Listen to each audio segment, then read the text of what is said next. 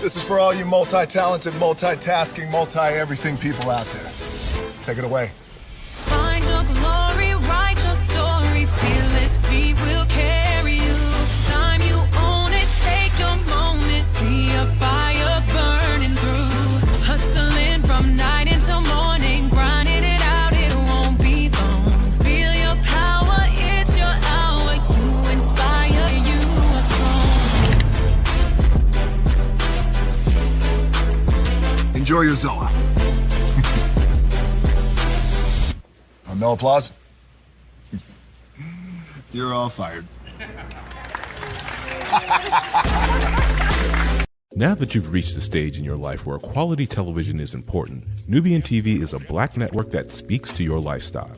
Nubian TV is the world's first digital network devoted to the upscale and political lifestyles of black people. Nubian TV's programming includes politics, travel, fashion, food, automotive, arts and culture, civil rights, music, and more. Watch now on Amazon Fire TV, Roku, or watch globally at nubiantv.net. Nubian TV, it's what you want to watch.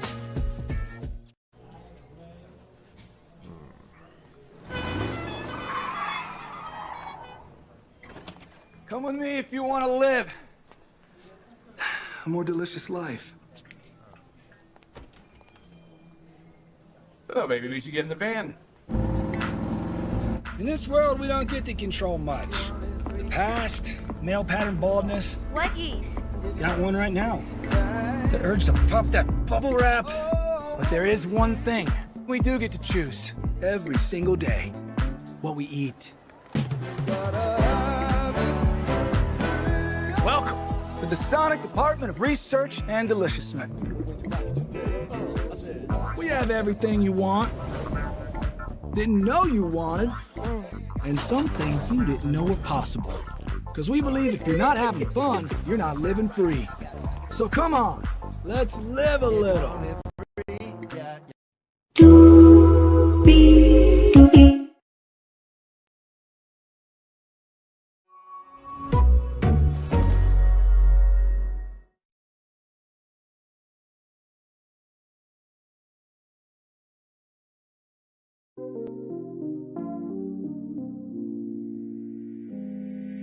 What's going on, good people? Welcome into another edition of Braylon's Virtual Tour Live. We are here to talk about some Tyler Perry because it broke today a $260 million lawsuit, sexual assault lawsuit at that, ladies and gentlemen. Child, I have the documents on lock for y'all. I'm going to show you exactly where I got them to. Okay, so with that being said, higher is waiting, lower is available, but either way, we are live on tour. Let me turn out this music here. Let me take down this iconic intro here. You see that virtual tour background? Yes, you do hear that virtual tour music. Yes, you do. As the fireworks are going off behind us, ladies and gentlemen. And then there is me. Hey, everybody, welcome in. Glad to have you here. So let's get to the getting and doing what we do here just to catch you up with what's going on. So this originally was on TMZ right here, okay?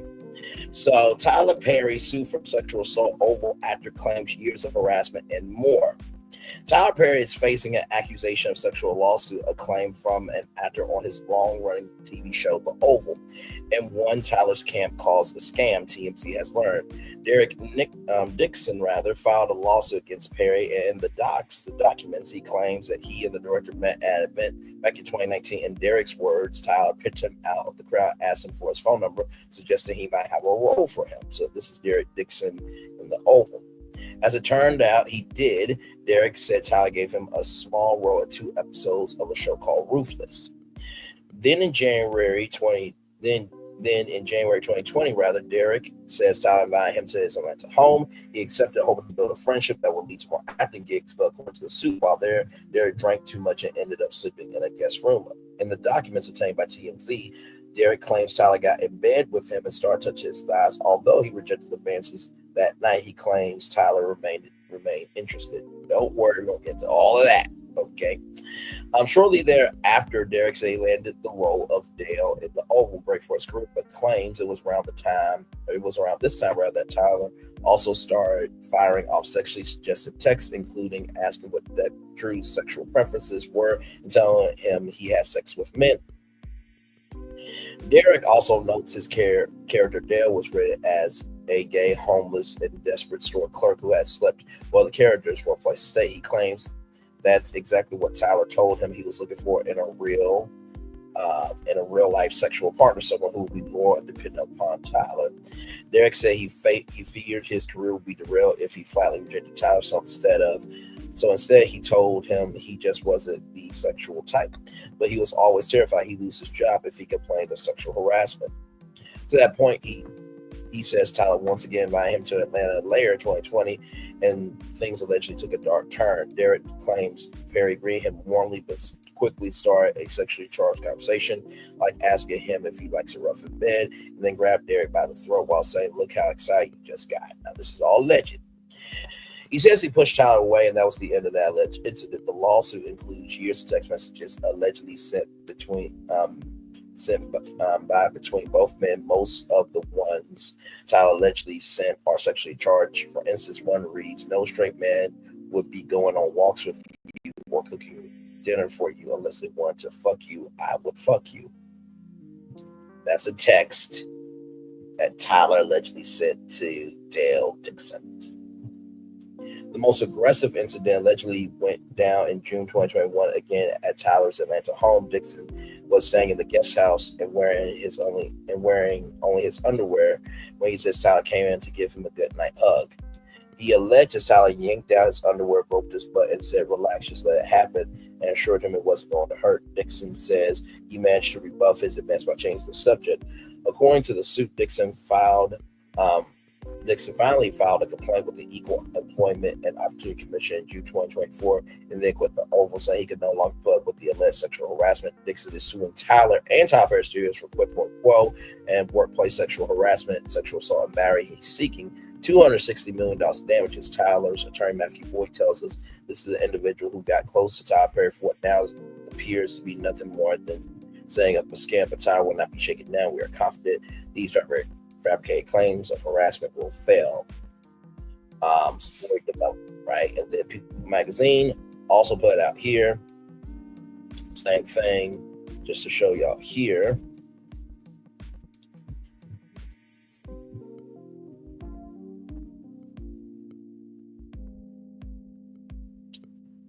So, just wanted to showcase that this is real, okay? Because we don't do anything fake over here, okay?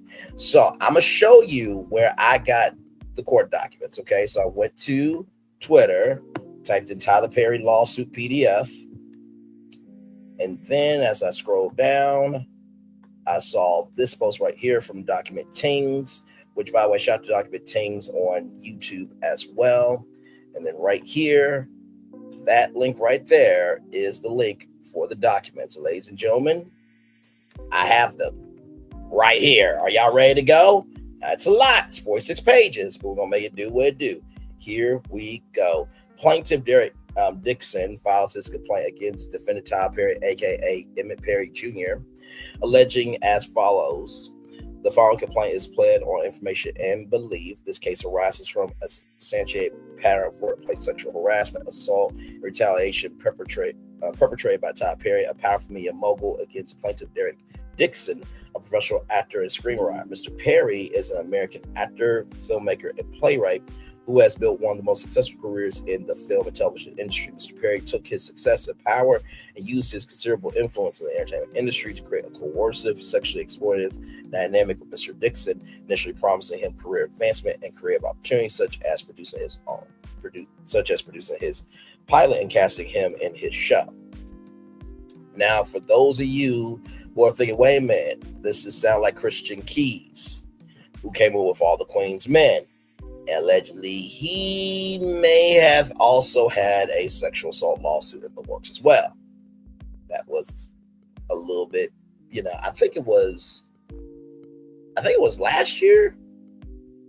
I think it was either last year or this year. Either way, that story is out as well. So just wanted to add that to the timeline. Only to subject him to escalating sexual harassment, assault, and battery, and professional retaliation when Mr. Dixon did not reciprocate Mr. Perry's unwanted advances. These events occurred while Mr. Dixon was employed as a series regular on the Tyler Perry show, The Oval, and while Mr. Perry held direct control over his employment, compensation, and creative opportunities. Tyler Perry rose against all odds to become one of the most powerful figures in the entertainment industry.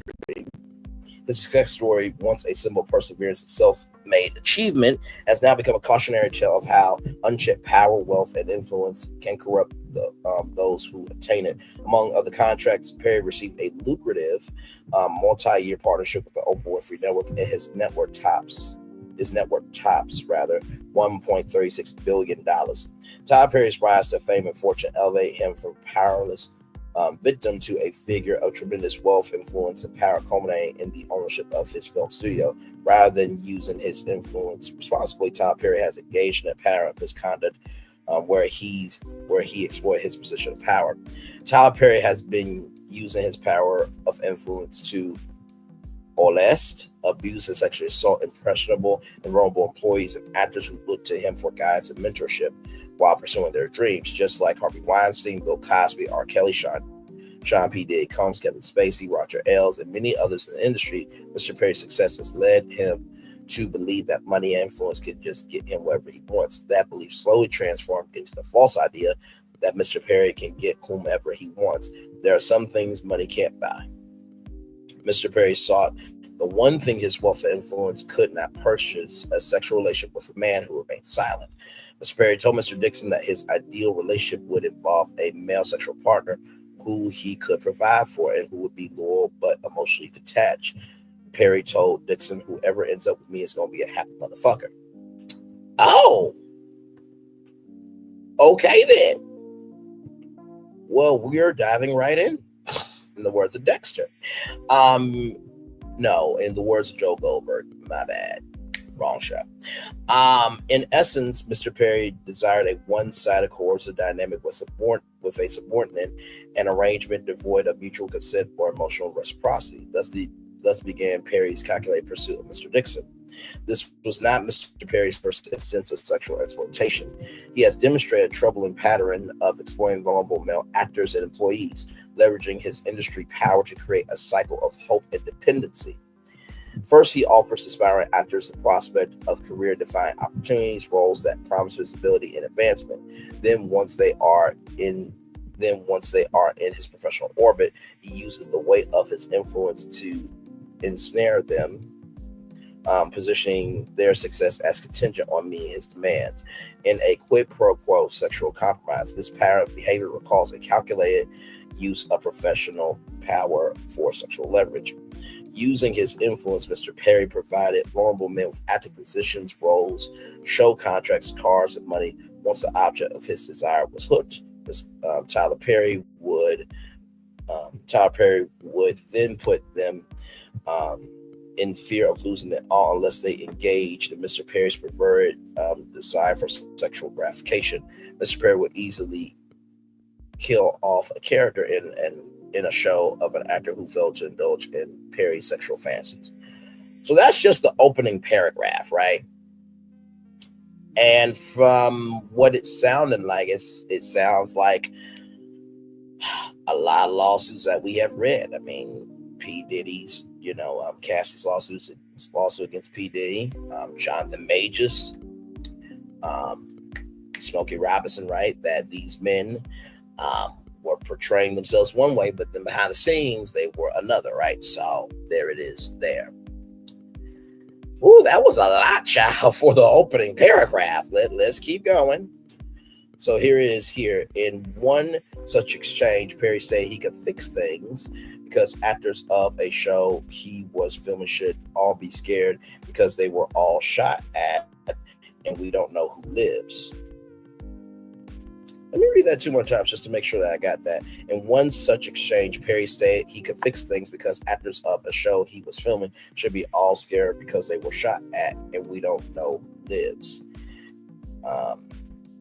In one such exchange, Perry stated he could fix things because the actors of a show he was filming should all be scared because they were all shot at and we don't know who lives. So I'm guessing one of the shows, the cast or the characters were palled at, right? For a scene. Meaning that Mr. Perry was going to use this as a tool to gain compliance with his desires. So let's see here. But I swear to you, I know how to fix this shit. I love killing a motherfucker in a show that no one expects. You could be sipping Mai Tais, counting coconuts right now.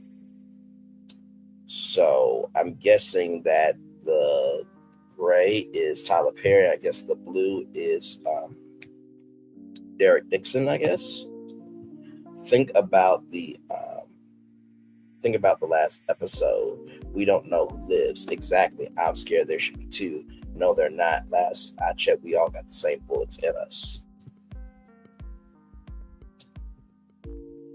So yeah, okay. So yeah, so the gray is Tyler Perry and the blue is Derek Dixon. Okay. Derek Dixon was Mr. Perry's sexual desire ever since they became acquainted.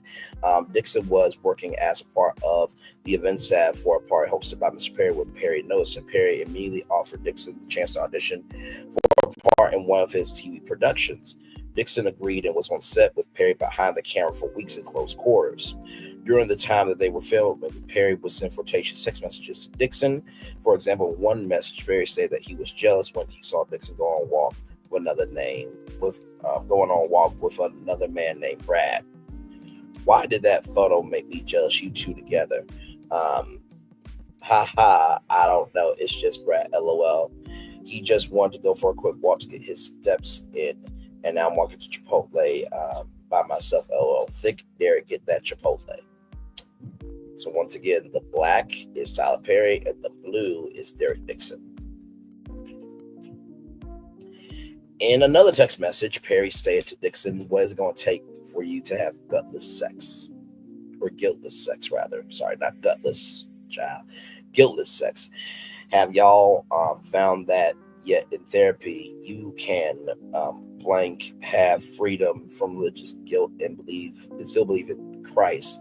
Plaintiff carefully navigated a friendly demeanor to prevent the loss of income and opportunity on the one hand, and on the other, a firm boundary against Perry's advances. Often, when Mr. Perry started drinking, he would demand more attention from plaintiff and get more aggressive with his flirting. So right here, like I said, black is Tyler, blue is Derek Dixon. What is it going to take for you to have guiltless sex? Have y'all found out that yet in therapy? Yes, it's exactly the same kind of car, Geo Metro. Now, GEO Metro, that was, I'm trying to think. I think that was under Chevrolet, if I'm not mistaken, like GM. So that's at least what I'm thinking, right? So, my Lord Jesus, that type, you're Tyler Perry. Why are you thinking of a Geo Metro? Wouldn't you be thinking of like a Rolls Royce or a Ferrari or a Bentley? My Lord. Giving up my religious guilt, becoming a Buddhist, that's so cool. Where you came from. Fortunately, Derek, I have friends who are in their 50s and 60s who are still dealing with that, and it's so sad. You can still have freedom from religious guilt and still believe in Christ. On one occasion, when Mr. Perry was drinking, he started to become extremely annoyed when Mr. Dixon avoided him. Mr. Perry stated that of the 600 people in his phone book, he only wanted to talk to Mr. Dixon. Wait a minute, what? So you mean to tell me in your digital phone book you got 600 contacts? How do you navigate that, sir? Like, what? I mean, I don't know how many I have. I mean, maybe 50. But 600 is a lot, though, bro. Let's keep going. Treat myself right. What are you doing, Derek? That's Tyler Perry there. Just talking to my sister. I roll fine. Good night. I'll go through the 600 people in my phone book and be annoyed that I don't want to talk to any of them. trying to get off so I can go to sleep off the phone. That Derek Dixon's trying to get off the phone, ladies and gentlemen. I understand, LOL. Apparently, you're not the only one that's been drinking tonight. I just started. They did, LOL. So, like I said, the gray is Tyler Perry, the blue is Derek Dixon.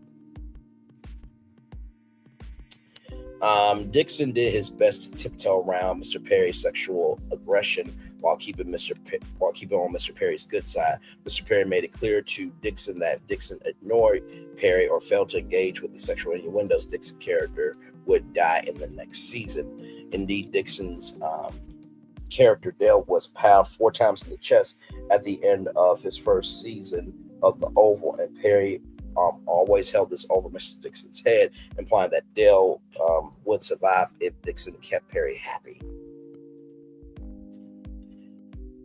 Oh, okay. Well, I mean, if you think about all the people that have followed Tyler Perry over the years with his TV shows, now this is deal with TV shows. It's not dealing with his movies, ladies and gentlemen, okay? If you think about his TV shows like House of Pain, Meet the Browns, Assisted Living, The Oval, Ruthless, now you're starting to think, okay, were there inner workings behind the scenes that we had no idea about, right? That determined character storylines that we thought that it was the story, but turns out it was something else. My Lord. Once Perry recognized the extent of his control he had over Mr. Dixon, he escalated this behavior on multiple occasions. Mr. Perry sexually assaulted Mr. Dixon, including one instance where he forcibly pulled off Mr. Dixon's clothing, roped his buttocks, and attempted to force himself onto Dixon. Mr. Dixon told drunken Perry no and attempted to remove Mr. Perry's hands. Mr. Perry held tightly onto Dixon's wrist. Mr. Dixon was only able to escape after de-escalating the situation by abruptly changing the subject. The day after the assault, Mr. Perry called and texted Mr. Dixon relentlessly, saying, "Tried you." I think that's what it is. "Tried you, call me, and I really need to talk to you, please, soon as you can." So that's what Tyler Perry called and texted Mr. Dixon, ladies and gentlemen. Trying to make sure I didn't have to sneeze. Finally, when Mr. Dixon answered Tyler Perry's call, Mr. Perry profusely apologized for sexual assault while blaming it on other things. Perry continued he did know why he would do that. Maybe he was self-sabotaging. On the very same call, he apologized for the SA against Dixon. Perry told Dixon, "Don't worry, we're going to do your show," referring to the plot that Perry knew Dixon had desperately wanted to produce. Shortly thereafter, Mr. Dixon got a call from Perry's lawyer saying Christmas had come early, that Dixon was getting substantial raise, and that the show was greenlit. Perry's attorney explicitly warned Dixon not to tell any other actor on the show about Dixon's raise because no other actors were getting a raise on Dixon. Well, here's the thing, right? If Dixon was told not to tell anybody else, right, who was Derek Dixon's friends? Because I am sure that being a part of the Oval, and I forgot the Oval as well as a part of one of Tyler Perry shows, when you are doing sitcom, drama, dramedy, game show, talk show, morning television, evening news, you spend more time with these people than you do your own family most times, right? So there had to be somebody else to know about this, right? Right? I mean, sincerely, because most actors, when they show up to set, they roll up to the studio, backlot, they present their badge or their identification, then they go to, check in, then they go to their trailer, they get the script, then they go table read, then they get dressed, and in acting, it's a lot of hurry up and wait, right? So, but that's very interesting because wouldn't that also mean that Derek Dixon also talked to people about the show that he wanted to produce, right? So Perry kept telling Dixon that he was sorry, and that the harassment would not happen again. However, the harassment and assaults continue. Mr. Perry will also try to deflect the blame for the SA by saying Dixon didn't have a strong enough no. Perry told Dixon that you have to be able to say no to propositions for sex and mean it and make it clear. Dixon did not know how to answer without facing retaliation, cancellation of his production contract, or perhaps being illed off the show. So instead, Dixon made a joke out of the situation, saying that I only say yes to sex if that gets me an Oscar. In response, Tyler Perry said, the only one who could have gotten that the Oscar for you through sex is in prison.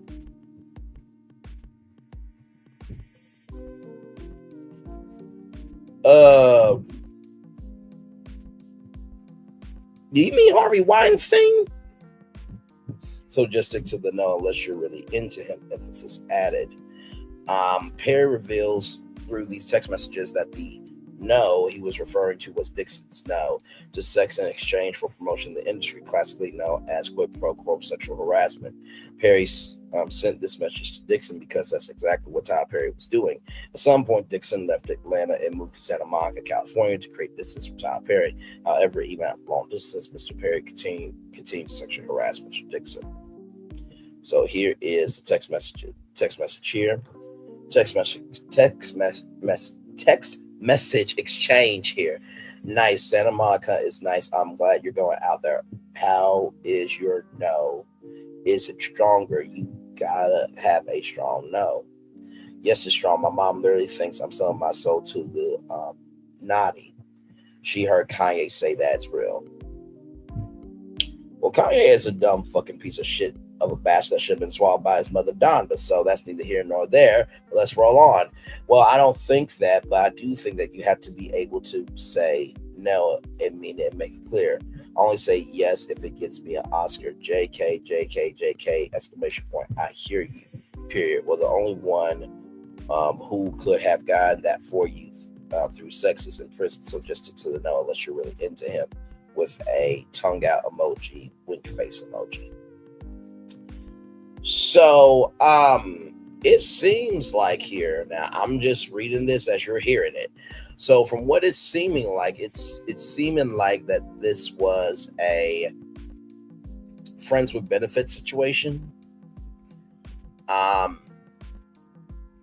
That the friends part is you scratch my back, I scratch your back, and then all these benefits were to come, right? Because I mean, and this is the thing, right? When it comes to this lawsuit, and the Cassie lawsuit against, P. Diddy, the first thing that people usually do is say that this is a case, about sexuality. No, it's not. It's not about a case about sexuality at all. That if you want what you want, there's nothing wrong with that. But that is a boss-employee dynamic, right? So that has nothing to do with sexuality. That has everything to do with power, right? So just want that to be clear. So right here, plaintiff Derek Dixon. Plaintiff is an individual who resides in the state of California. Defendant Tyler Perry is an individual who resides both in the state of Georgia and the state of California, has extensive business contacts in the state of California, so that he has conduct substantial, continuous, and systematic business activities in California. So we know that Tyler Perry has Amazon Prime. He has Netflix. He's got BET, right? Because he's part owner of BET Plus. He had a deal with Paramount Players a while back, and he's with Pantheon Media Group, which he's getting to unscripted entertainment. He's got a deal with Reform Media Group as well. So there you go. So a couple of connections out there. Defendant Tyler Perry Studios Production Services is a limited liability company doing stay in the business of California, but is headquartered in Georgia. Defendant in Action LLC is a limited liability company doing business in the state of California, but is headquartered in Georgia. Plaintiff is ignorant of the true names and capacities of defendants sued herein, as does 1 through 50 collectively with TPS Production Services LLC, AA Tyler Perry, the defendants or defendant inclusive, and therefore sues those by such fictitious names under California Code of Civil Procedure 474. Plaintiff will amend this complaint to allege their true names and capacities when the same are ascertained. Plaintiff is informed and believes and thereon alleges that each of the fictitiously named defendants is legally responsible in some manner for the occurrences herein alleged, and that the injuries of the plaintiff as herein alleged have been approximately caused by the aforementioned defendants and each of them. On information and belief, one or more defendant is full or partial parent or owner of a wholly or partially owned subsidiary or division of the agent of or the alter egos of each other and or subsidiaries or divisions of an unknown and unnamed parent or holding enterprise. Say all that 3 times, okay? Plaintiff is informed and believes and thereon alleges that each of the defendants named herein has at all times relevant to this action been the officer, agent, employee, and or representative of the remaining defendants and has acted within the course and scope of such agency and employment and with the permission and consent of the defendants. Plaintiff is informed and believes and thereon alleges that each of said defendants is responsible jointly and severely for the events and injuries described herein and cause damages thereby to plaintiff as alleged herein, as the operations of each defendant together and with the other ones consist of an integral enterprise with centralized operations that the parent has substantial control over the subsidiaries, employment practices, and the hiring and firing of employees. On the information and belief, it is further alleged that the defendants were at all times relevant here to the alter egos of each other, such that to affirm the legal separateness of the defendants for purposes of the claims presented in this action would lead to an injustice or an equitable result. Okay, so with that being said, what I'm getting from this is all parties involved are responsible for their part. Okay, that is what I got from all of this. Now, recognize I have not read these documents before the show. I'm reading them live with you in real time. Okay, there is a unity of interest and ownership between the company and its equitable owner or owners that the separate personalities of the company and its shareholders do not in reality exist. Defendants exhibit a interrelation of operations, commingling of funds, lack of observation of corporate formalities, undercapitalization, centralized control, common management, and common financial control, such that they are an integral enterprise and or alter egos. The company is a mere shell, instrumentality, and conduct through which the individual defendant or defendants carried on their business, exercise complete control and dominance of such business to the extent that any individuality or separateness from the defendants does not and did not exist. Plaintiff is informed and believes and thereon alleges that at all times here and mentioned each of the defendants was acting as the partner, agent, servant, and employee of each of the remaining defendants, and in doing the things alleged here and was acted within the course and scope of agency and with the knowledge of the remaining defendants. So basically, from what I'm seeing right here from this whole paragraph here, is basically saying the faculties of Tyler Perry Studios, they all have a part to do with this, because as you saw here, interrelation of operations, commingling of funds, lack of observation of corporate formalities, undercapitalization, centralized control, common management, and common financial control. So basically, HR, accounting, line department, sound department, all those departments, they all have a part in this allegedly. Like I said, I'm not a lawyer. Okay, I'm not a lawyer. Not a lawyer. I'm just giving you this from the social point of view. That's all I'm doing. Nothing more, nothing less. Okay. Let's see here. Right here, venue and jurisdiction. This court has personal jurisdiction over all defendants because they have purposely availed themselves or residents of the state and or conduct business in California. And this lawsuit arises out of facts that occurred in California and relates to their context with California. Further, the vast power of abuse, including sexual assault, harassment, and inappropriate, in addition to wielding power and control over the plaintiff, was consistently present when defendant Perry engaged in the most recent acts described here. And the location of all events herein alleged occurred within the jurisdiction of California. The plaintiff was harmed and injured in California by defendants. The California Superior Court also has jurisdiction in this matter because the individual monetary damages and restitution sought here and exceeded the minimal jurisdiction limits of the Superior Court will be established at trial according to proof. Venue is proper in Los Angeles County pursuant to CCP 395A and CCP 395.5, and that liability arose there because at least some of the transactions that are the subject matter for this complaint occurred therein, and or each defendant is either found, maintain offices, transacts business, or has an agent therein. So this is interesting, right? Because, you know, Tyler Perry does have a whole house in California. Actually, let me show that.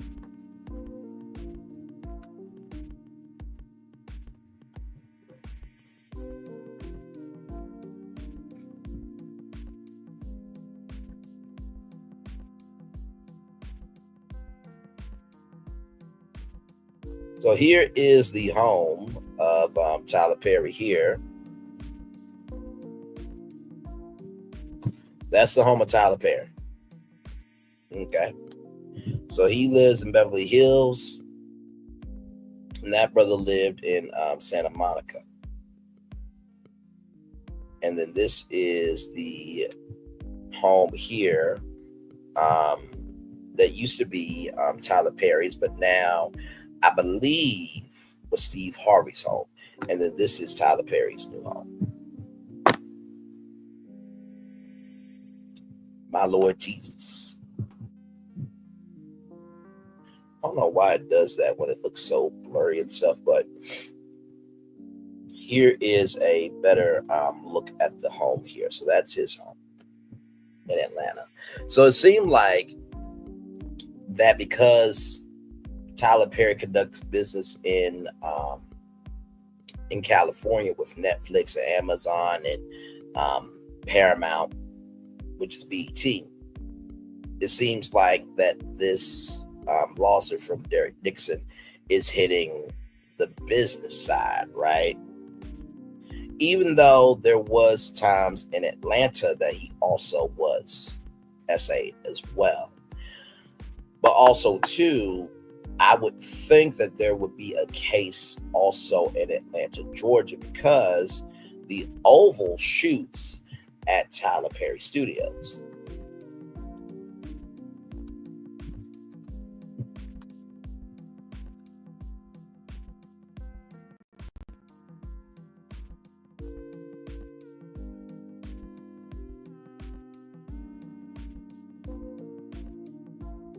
So let me show you this.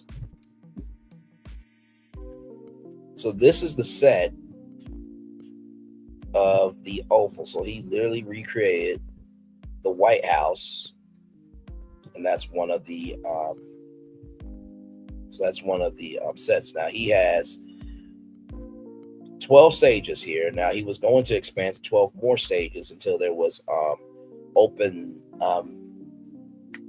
what was it called? Open ChatGPT, Open Sora, where there was a virtual reality stage, right? So these are his, sound stages, right? And then here are the sets.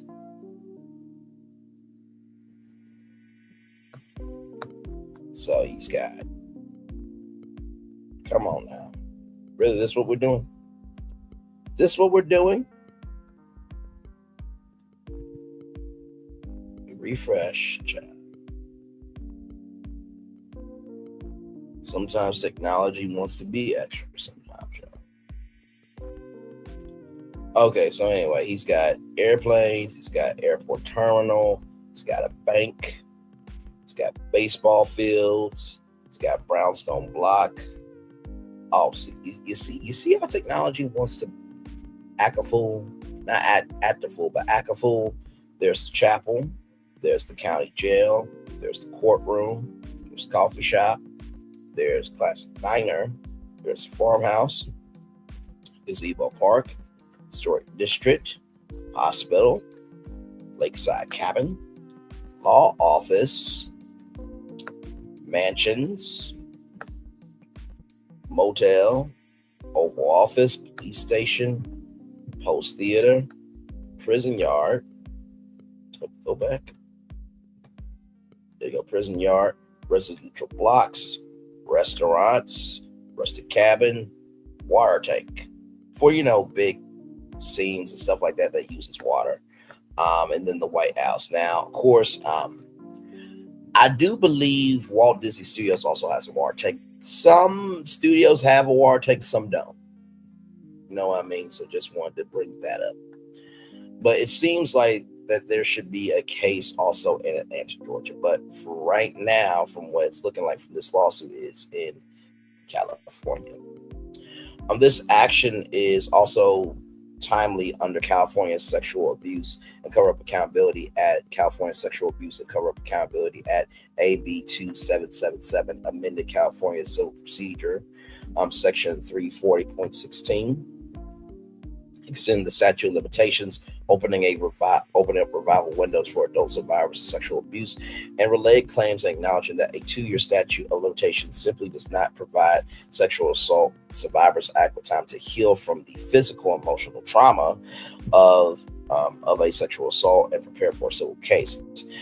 Mr. Dixon was a resident of California from January 2023 through the end of the relevant time period, and the SA and harassment Mr. Perry continued and extended into the relevant time period where Mr. Dixon was a resident and working from California for Mr. Perry. Mr. Perry also resided in California. Much of the harm caused by the sexual assaults occurred in California. On information and belief, defendant Todd Perry has engaged in similar sexual assaults in California. California has a strong interest in allowing its residents to recover for injury sustained, even if the claim would be time borrowed from another state. Okay, so that's why we probably are not seeing that in Atlanta. So even though the claim would be in Atlanta, because that's what Tyler Perry Studios is, because Tyler Perry is also a resident of California, because the abuse happened in California, according to Derek Dixon, that's where the trial, but the potential trial rather, will reside. Additionally, California law provides specific rival statutes for SA claims, such as California Code CIV Proc 340.16, which provides certain claims that will otherwise be time barred if the plaintiff meets the statutory criteria, including allegations of a cover-up by an entity legally responsible for the assault. The claim may proceed under California law, even though it will be barred under Georgia law. Okay, it's making more sense now why it's not under Georgia law, but it's under California law. Okay. Mr. Dixon was a California resident while performing work for Tyler Perry from January 2023 until his termination, and is currently domiciled in California. Factual allegations. Here we go. In or around September 2019, plaintiff worked for an event company called Legendary Events in Atlanta that was hired to organize defendant Perry studio opening party. So y'all remember the big gala, right? For Tyler Perry Studios. Apparently that was that party. Plaintiff was recruited by Tom Conway, the owner of Legendary Events and close friend of Tyler Perry, Mr. Conway decided to place Dixon directly in a role at a part that required frequent conversation with Tyler Perry. Defendant Perry picked plaintiff out of a crowd of employees present at the party and began asking plaintiff questions about his employment status, whether plaintiff was an actor. In or around early October, and on the last day of the party, defendant Perry insisted that he and plaintiff exchanged phone numbers, and Perry subconsciously texted plaintiff to introduce himself. Perry began asking Mr. Dixon about his dreams and aspirations. Dixon told Perry that he was interested in acting and writing. Perry told Dixon to do an audition over the phone. Dixon told Perry that he was at a Halloween party. Perry asked to see pictures of Dixon in costume. Dixon complied. When Perry saw the pictures, he texted Dixon, "I was going to say, your cowboy needs a sugar daddy." Okay, then. Perry continued, "You look great. You're just lacking costume parts. Sorry, don't want to offend." Dixon responded, "Not at all. It's so true, half-ass costume," which Perry replied was true. Cowboy needs a sugar daddy, implying Perry wanted to be Dixon's sugar daddy. Dixon quickly shut down those comments by reiterating what he said earlier, that the truth was he was lacking costume parts. So maybe he was lacking a hat. I don't think it was like cowboy boots. Maybe the spurs on the boots, maybe, or a buckle on the belt. So that could be potential. That could have potentially happened. Sorry. Shortly after, Dixon's boss at Legendary Events called Dixon and told him that Tyler Perry was having another event in Los Angeles, and specifically wanted Mr. Dixon to fly from Atlanta to Los Angeles to work on the event. Excited for the opportunity to fly to Los Angeles, Dixon was flattered, jumped on the opportunity to meet Tyler Perry again. Shortly after doing the event on November 3rd, 2019, defendant Perry sent plaintiff several text messages that he would love to find plaintiff a job and change plaintiff's life, insisting that they should make it happen. Perry sent Dixon what turned out to be an ominous warning: "Be careful hanging around me, because wait a minute. Be careful hanging around me, I cause dreamers to dream bigger. I cause them not only to believe but do. Then let's make it happen. You're an artist. You have to be fulfilled. Nothing else would suffice." Okay, so now we're getting into the weeds of why the case is in California. First of all, be careful hanging around me. That's a lot. If I get a text message of "be careful hanging around me," I'm like,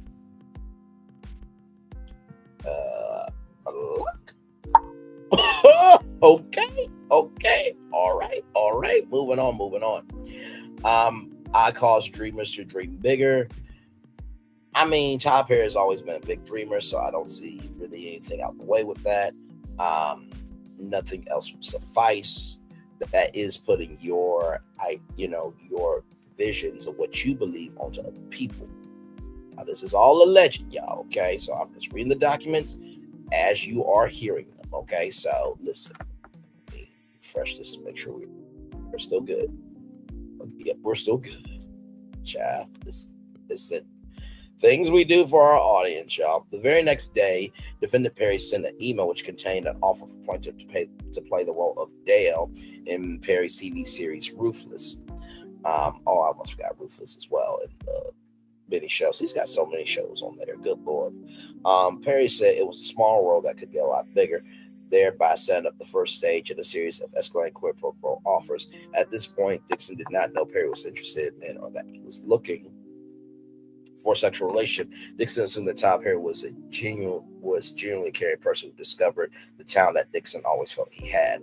Dixon filmed his roles in Ruthless in mid-November, went back to his job as an event staff for Legendary Events. Approximately 1 month later, Perry bought and gave Dixon a new car because he hated Dixon's Jeep. Dixon was surprised and elated. Dixon had no idea that he was being set up by Perry for extreme dependence. This is giving me Illuminati, where Illuminati bought a BMW for, I think it was Wonderstruck, and there was this thing of where the car resided, and so literally in the middle of the night, Illuminati repoed the car. Not saying that Tyler Perry did that, but let's roll on, just bringing things into the timeline, okay? bring you context, conjecture, and connection. In December of 2019, Dixon was requested to be a part of the event staff at another event at Perry's home in Jackson Hole, Wyoming. I do remember Tyler Perry said he had a cabin somewhere in the Midwest, I think, or somewhere in the woods. I do remember that. After that event, Perry started frequently sending text messages, rather making phone calls and demanding that Dixon rather give Perry some attention.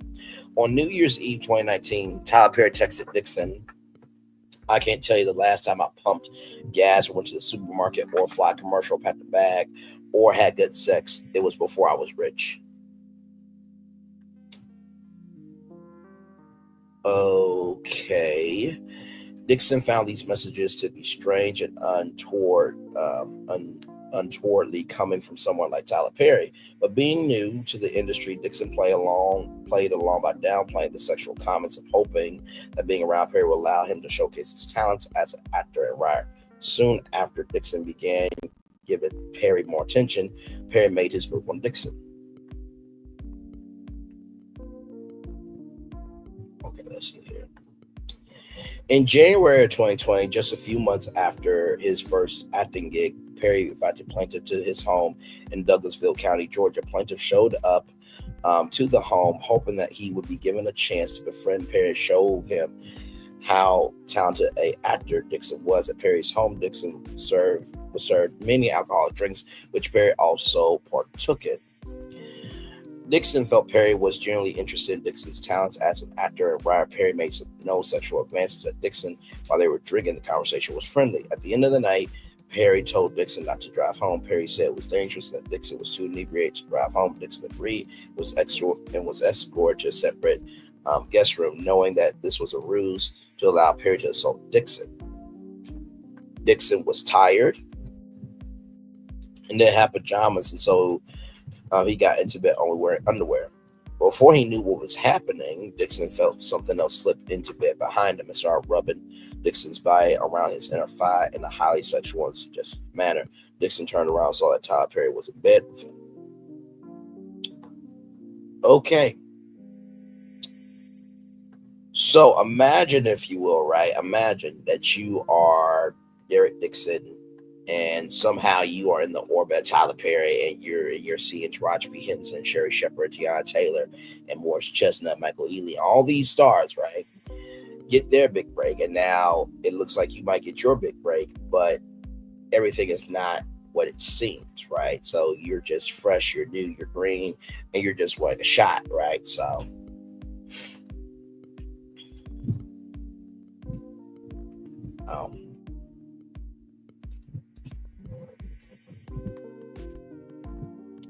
at this point, Dixon's stomach started to turn and he began feeling nauseous. Instinctively, Dixon jumped out of bed and told Tyler Perry that he wasn't sexual. Tyler Perry ignored the comments and told Dixon to turn around so Perry could see him naked in his underwear.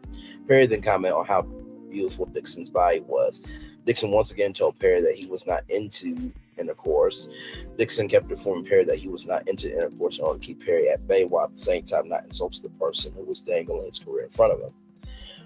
In response to Dixon's frequent assertions that Dixon was not into intercourse, Perry started prying further. Perry would send Dixon a text message saying, "I hope you would let someone hold you and make love to you. You're missing the best years of your life, my friend. Trust me, I hope you get past that block in your mind soon." Perry was implying that Dixon will hopefully get past the block in his mind, will let Tyler Perry make love to him. After that assault in January, Dixon felt betrayed. Perry continued to call or text Dixon every day, asking to talk to him more. Dixon ignored Perry, which led Perry to text him, "Derek, why don't you text me more?"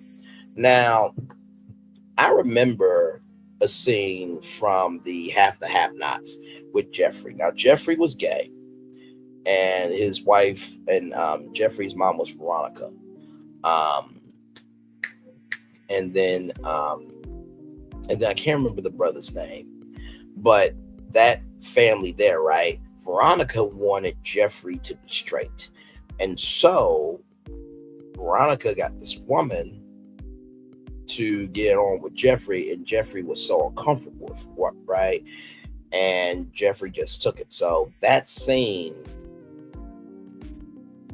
not saying it relates to this, but I'm just bringing links together for myself, right? So, like I said, it seems like nobody's here, but I am making it do what it do, because this is a huge story and everybody's talking about it. So why not read the documents? We read the documents for everybody else. So, to Tyler Perry, I hope someone, I would hope that you would let someone rather hold you and make love to you. You're missing the best years of your life, my friend. Trust me. I hope you get past that block in your mind soon. Well, not this person, but yes, I want that too. I'm working on therapy is helping. So the gray is, or the black is Tyler Perry, blue is Derek Dixon. The more Dixon ignored Perry, the more aggressive Perry became, until finally Perry offered Dixon a part in a new show called The Oval. Dixon was intrigued and hoping that this would be the big break he was looking for and a chance to display his acting talent. On February 11th, 2020, Perry told Dixon to quit his job at Legendary Events and come work exclusively for Perry. Perry was not able to control Dixon, so as long as Dixon had secondary income that was provided for his basic needs. And here's the thing, right? If you guys remember Jeffrey from the Cosby Show, right? Remember when he was working at Trader Joe's? Because actors don't really, unless you're a big actor like Meryl Streep, Denzel Washington, right? You don't really have it like that. So for Tyler Perry to say come work exclusively for him, what is a little off to me, right? Because Dale Dixon is not known. He's a new actor. So, of course, he would keep his job at Legendary Events so he could have a stable income. Makes sense, right? Once Dixon quit his job due to his role on The Oval, Perry started getting more and more personal with Dixon, knowing Dixon was now under his control. Perry will often say things like, now this is all legend. Everything in this lawsuit is alleged.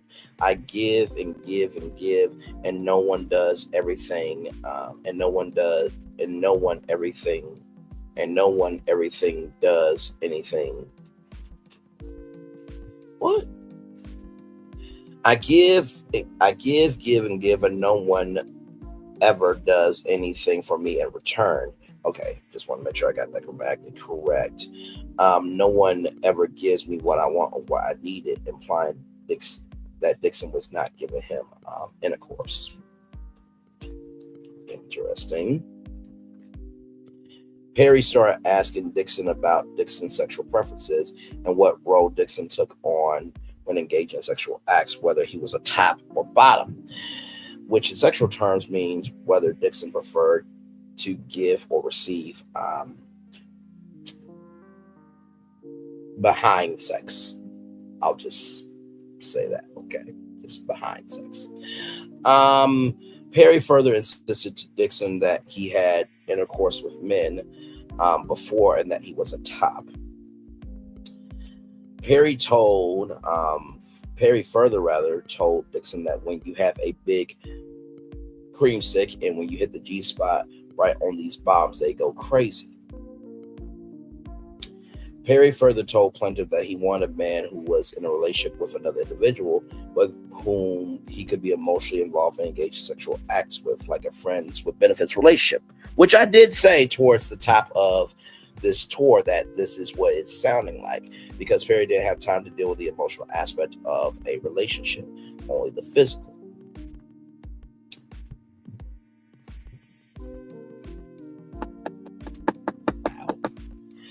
Things are coming to a head for me. Because remember when he had a son and everybody was saying, well, why isn't he married to that woman that gave him the child? And everybody was saying that he was this, that, and third. And my thing is this, when it comes to, people's sexuality, right?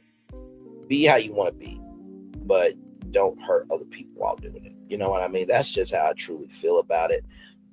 If you want to be that, then be that for yourself, right? But to do this allegedly to a whole nother human being when maybe they're not as comfortable as you, that's not cool, bro. Sorry, my mechanical pencil. Okay. Despite these comments, Dixon knew that a full-throated refusal will land him in the doghouse and might result in his role being cut from the Oval. Fearing that his career would end before it began, Dixon put up with these comments and continued to maintain that he was not the sexual type. On or around March 2020, Dixon received the script for the Oval. He was written in as a season regular and therefore was expected to quit his job with Legendary Events. Dixon's character was written as a gay, homeless, desperate store clerk who had to sleep with one of the other characters for a place to stay. More importantly, at the end of the season, his character would be powed 4 times in the chest. Dixon felt that this was a way for Perry to test Dixon out for a year to see if he would be loyal to Perry. When Dixon asked Perry about the powing, Perry indicated that if Dixon did a good job, Dixon would be back, and that a powing didn't necessarily mean Dixon's character was out of the script for future seasons. Perry commented that Dixon's character was only shot or powed in the chest, not the head. Dixon immediately understood that his job security depended on his relationship with Perry. From this point on, Dixon worked with the constant fear of losing his job if he did not engage with and endure Perry's sexual harassment. Shortly after giving Dixon this news, after telling Dixon that future seasons were dependent on him doing a good job, Tyler Perry invited Dixon to his home in Atlanta. Plaintiff asked questions and tried to wiggle his way out of the invitation because he remembered what happened the last time the two were alone. However, Plaintiff knew that his job, security, income, and livelihood depended on his attendance. Plaintiff had seen other employees of Perry's who had experienced sudden deaths on the show when they fell on Perry's bad side. In fact, Perry made it clear to Dixon that he will often kill characters in order to get an actor to be loyal or obedient. Just came out with Divorced Sisters. I'm also thinking about Sisters as well and Satima. Child, hey, 2 people, welcome in. Just been reading the lawsuit that Derek Dixon filed in Los Angeles County Superior Court against Tyler Perry. So glad to have you all here. When Dixon arrived at the house, Tyler Perry gave Dixon a warm welcome and was very friendly. Soon after, Tyler Perry started asking Dixon a slew of sexually charged questions, even asking if Dixon liked it rough in bed. Then Perry physically reached out and violently grabbed Dixon's throat, attempting to physically choke Dixon. He remarked, "Wow, look how excited you got. You do like that." Dixon was horrified, shocked, and in a panic. Dixon never thought that Tyler Perry could get so violent and would place his hands on Dixon's throat in a sexually aggressive manner. Dixon did not enjoy or consent to any of this conduct. Dixon was in shock and took steps to immediately de-escalate the situation. So, I mean, my Lord Jesus. So, you had to quit your job to work for Tyler Perry exclusively, right? And as you're doing this, right, basically you have to do as he says or you don't have a career, which we know back to the Diddy trial. Cassie had a 10-album deal and she only produced 1 album, right? So the correlations are they're there, right? But to physically grab somebody, one of your employees, right, and, say, "Wow, look how excited you got. You do like that." That's no. That's not cool at all, bro. No. Due to the onset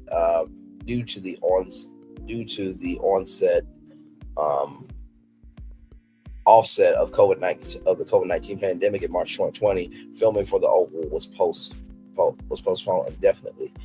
During the period in which filming for the Oval was postponed, Tyler Perry would make FaceTime calls, other contacts with Dixon almost every day, treating Dixon as his on-call pet. Dixon felt obligated to answer for fear of losing his role, income, and career. Perry often asked Dixon about his whereabouts, often demanded that Derek respond immediately. When he did, Perry would send messages to Dixon saying, Derek, grrr, what are you doing?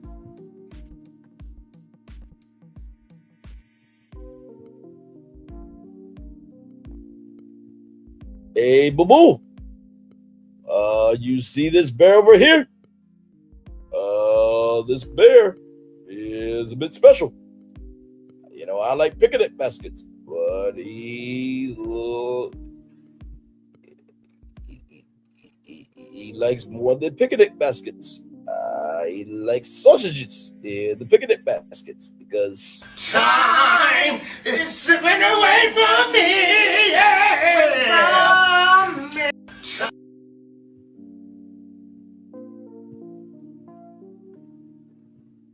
let's roll on.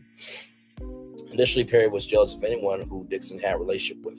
Tyler Perry told Dixon that if Dixon got COVID-19 from his roommate at the time, Dixon will not be able to shoot the Oval. Perry encouraged Dixon to move onto one of the on-set studio houses owned by Perry, where Perry would have more control over Dixon's whereabouts. So wait a minute. So you mean to tell me that Dixon stayed in one of these residential blocks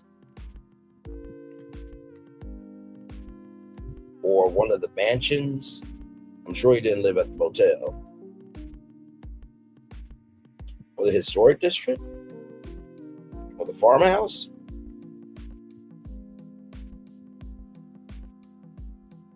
Or Brownstone Block? There's the baseball fields there. There's the community bank. There's the airport terminal. There's the airplane. Okay. Rolling on.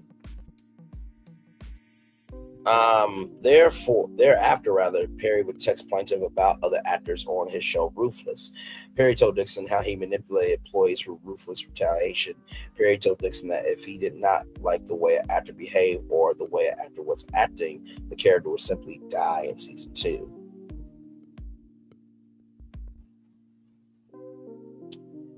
Okay.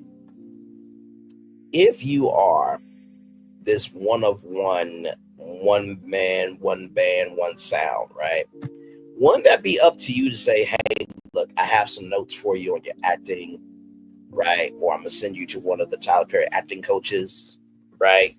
One of the Tyler Perry Studios acting coaches that we have on staff, right? And wouldn't that be, and also too, wouldn't you provide like a therapist for like your actors, like if they acted in a way that you didn't like? Now, this is just me saying, this is just me thinking all this, right? I'm just thinking as you're hearing it, right? So Dixon understood that Perry was informing Dixon to be cautious about disappointing, upset Perry. As a result, Dixon continued to put up with Perry's suggestive messages and sexual advances while doing his best to protect himself by taking notes and amassing evidence of sexual harassment and keeping old text messages. In one conversation in or around April 2020, Perry told Dixon that Perry imagined Dixon prancing around a cowboy outfit, and that Perry did things to Dixon that he couldn't talk about with Dixon any further because they were so wrong. In or around April 2020, while Dixon was living in the studio homes on set, Perry often forced Dixon to drink alcohol and they get on the phone with Perry. Perry would frequently have someone drop off alcohol at Dixon's door. Perry would eventually turn these phone calls into sexually explicit rants. Perry would get frustrated with Dixon and tell Dixon that he was not giving Perry what he needs. Dixon's refusal to succumb to Perry's sexual advances caused Perry to be ever more frustrated.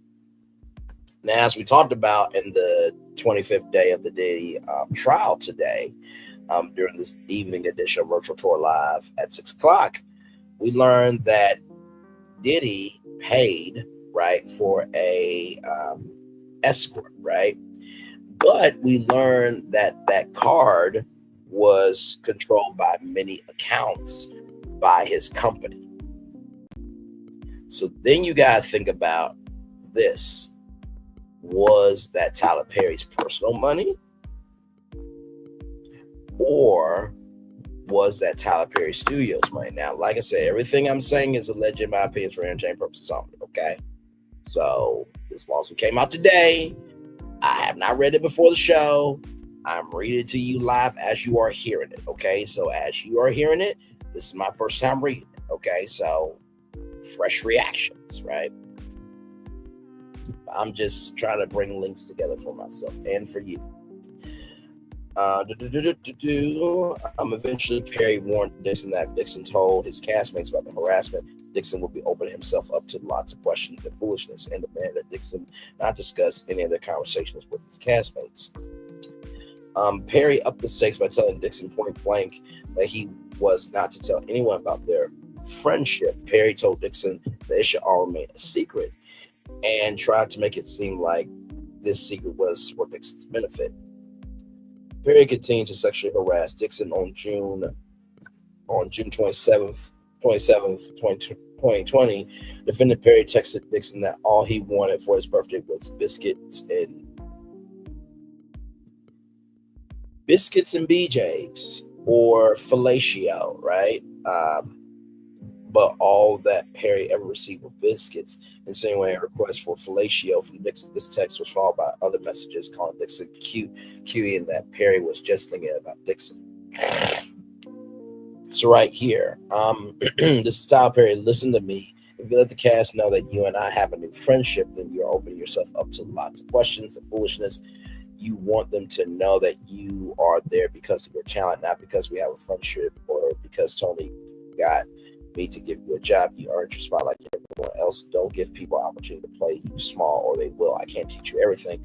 Fortunately, there are some things that you just have to learn yourself. Because when we go back to work, I'm not going to know you. I don't have any friends that work for me, my friend. Professionalism is key. You're totally right. I hope you got my friend. That makes sense. Just watch the behavior of everyone around me on set. Yeah, I will. I don't want to give anyone the opportunity because work is work. So this is interesting. I don't have any friends that work for me, my friend. Professionalism is key. So, like, Taraji P. Henson, you've worked with many times. Is she not a friend? Oprah Winfrey, that you made a deal with, is she not a friend?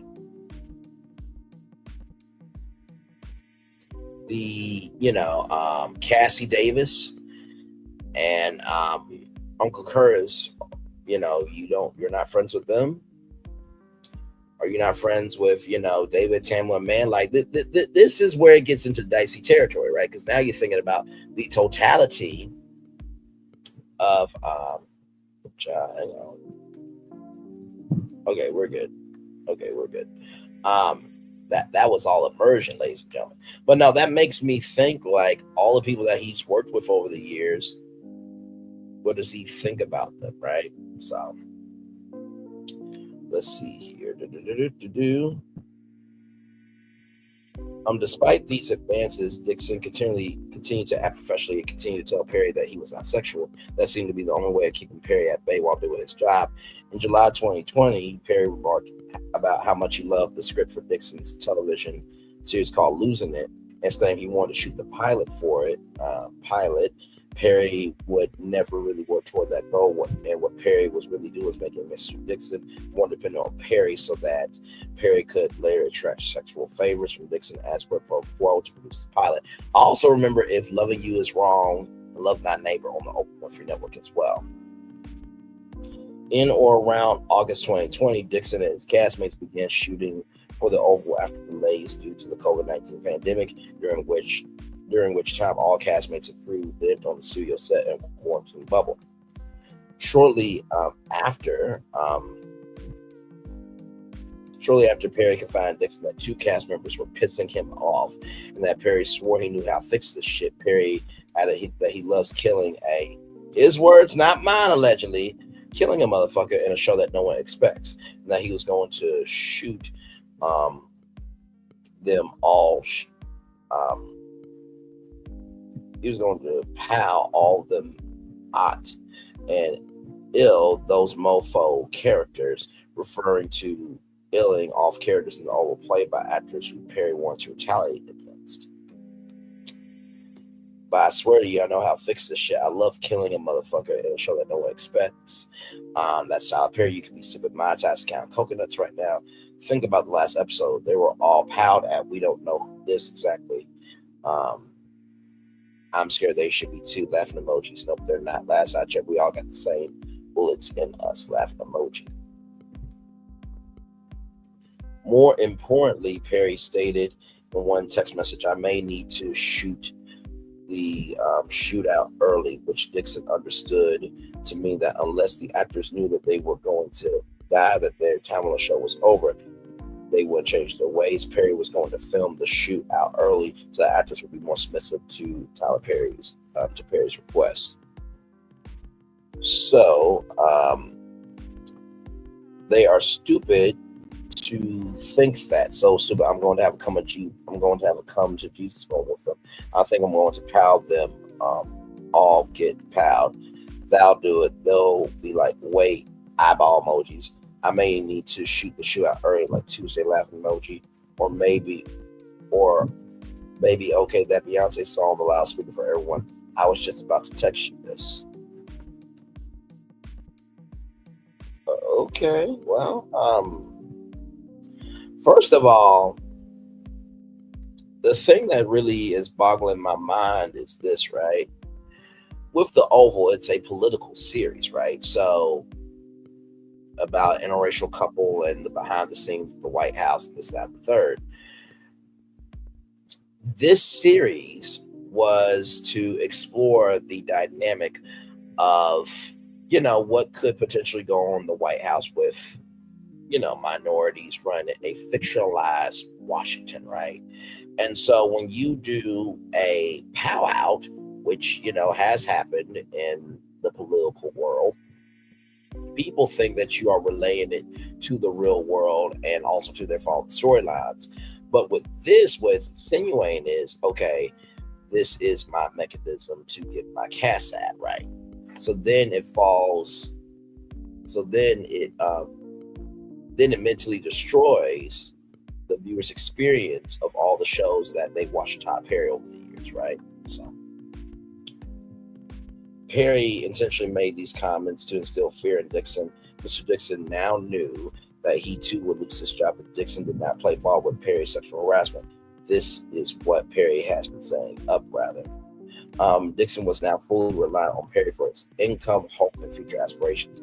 Perry made it clear that Dixon was not to disclose the relationship to anyone else, and Dixon was aware that Tyler Perry would ill him off the show for good, thereby ending his career if Dixon got on Perry's bad side. To top it all off, Dixon already knew that his character was fouled 4 times at the end of the season, but the shots might not be fatal. In July 2020, Perry read the script of Dixon's plot and told Dixon that he loved the show so much he wanted to shoot the pilot for it. Dixon did not know that Perry never intended on shooting the show. Perry knew that he could use the motivation of Mrs. Dixon's show to get Dixon to do what Dixon had been resistant for many months, which was to give Perry the sexual gratification Perry so craved. Once the stage was set, Perry knew he could get away with sexual harassment. During the filming of The Oval in 2020, Perry engaged in a severe and pervasive tirade of sexual commentary, including but not limited to Dixon like being choked, following Dixon's being choked by a cast member in one scene of The Oval.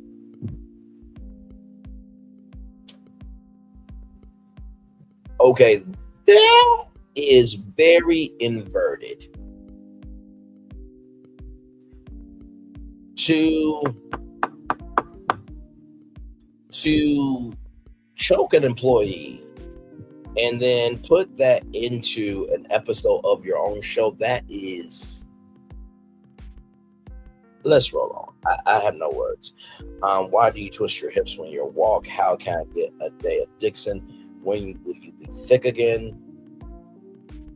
I love how I feel right now, but I don't like being horny.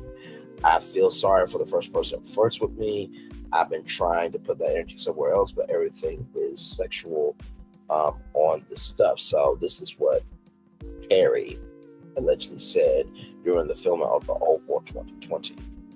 That snake across the table made me think of a photo of Nicki Minaj from the music video for a song Anaconda, in which she references intercourse with male genitalia symbolized by a snake.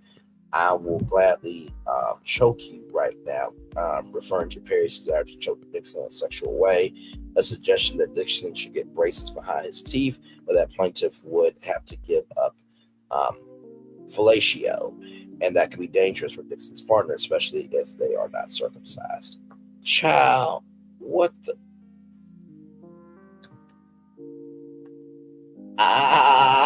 Bruh, what are we doing here? Jesus Christ, bruh.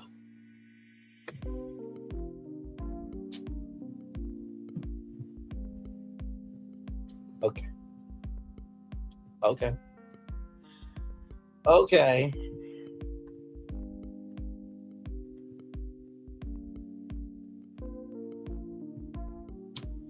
Child, let's roll on. That's when you were thick Derek, fun Derek, drunk Derek, before COVID Derek. I just miss him without butt. And thick Derek would have worked them pants out.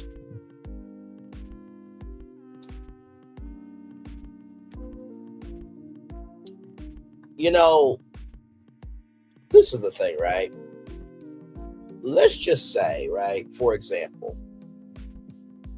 let's just say that I did Content Creator Wheel of Fortune, right, on ABC. And Nzinga Amani was the model, right? Just because we have flirtatious banter on camera, right? And, you know, I'm talking to her after the puzzle, like, what did you think the puzzle was? This, that, the third. And there's some ooh and ahs because we're good with, you know, mental comebacks. Does it mean that I just get to say whatever to Nzinga Amani? What the hell? What the helly? What degrees or what dimensions of hell, rather, are we at, child? Perry also photographed Dixon's buttocks while on set and sent the pictures to Dixon. 2 text messages of many show that Perry was jealous of seeing Dixon with other men, and that Perry described Dixon as so beautiful. Now, this is TP Tyler, right? So this is iPhone, okay? So scrolling very slowly. Okay, we're good. Woo, child. Okay, why did that photo make me jealous? You two together. Ha ha, I don't know. It's just Brad, LOL. He just wanted to go for a quick walk to get his steps in, and now I'm walking to Chipotle by myself. Thick Derek, get that Chipotle. Haha, can you tell from that photo? No, I can't, only from your jeans. Haha, that's how I measure too. If I'm not filling them out, I'm not working hard enough, right, to make men swoon, I think. Therapy is helping. Not that person, LOL. Just saying, LOL. I feel sorry for the person that you choose. I won't even take an aspirin from someone anymore. Haha. I would cry if that wasn't so funny. Why? What I meant by that is you're so beautiful that when you find able to unlock your mind, you're able to make that person crazy. This series of comments and other unwanted sexual references made Dixon highly uncomfortable. Dixon was caught in a bind that he could not complain to anyone in HR.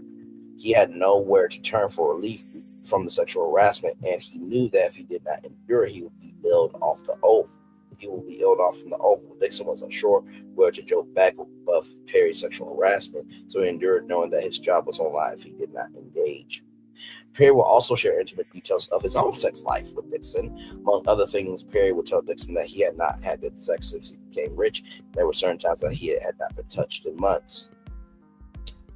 Little much for just being an employee on one of your shows. Just a little much.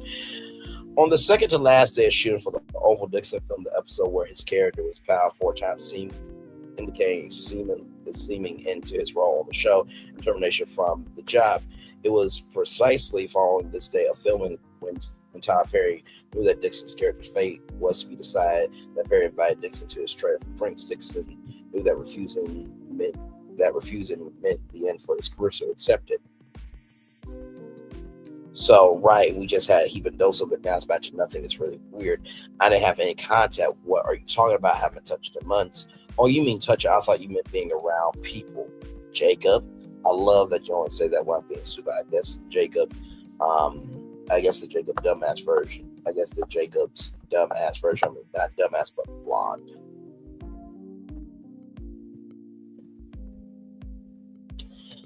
It was there on the very same day that Perry dialed up the harassment to a new level.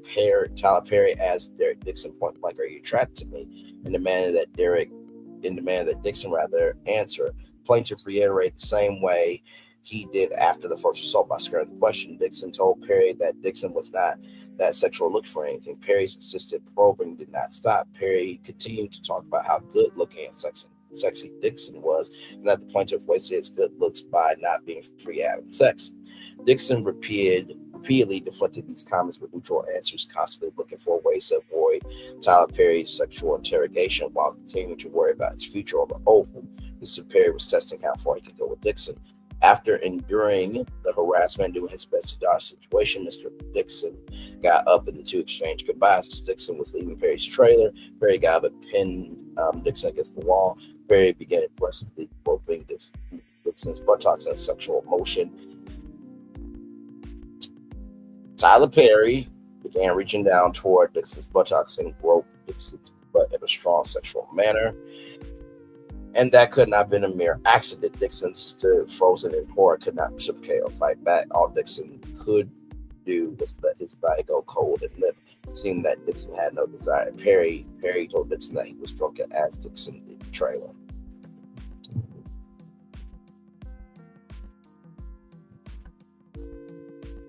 So the thing that's really boggling my mind is that there's a lot of links coming together, right? A lot of links coming together here. Like, this is like no joke. Like, this actually happened, right? As soon as Derek Dixon left the trailer following Perry's violent assault, Dixon became severely nauseous and extremely anxious about his job, career, and livelihood. Dixon felt trapped within the confines of the stewardess quarantine bubble. There was still another shoot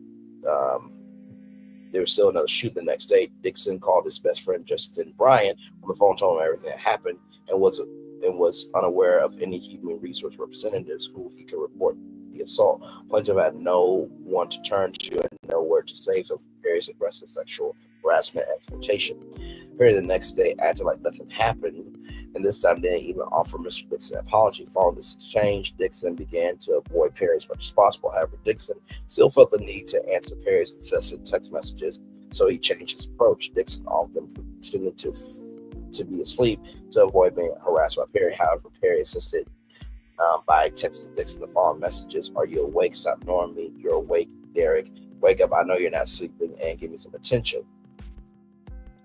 In or around early October 2020, Perry invited Dixon and other actors from the Oval on a cash trip to Perry's personal island in the Bahamas.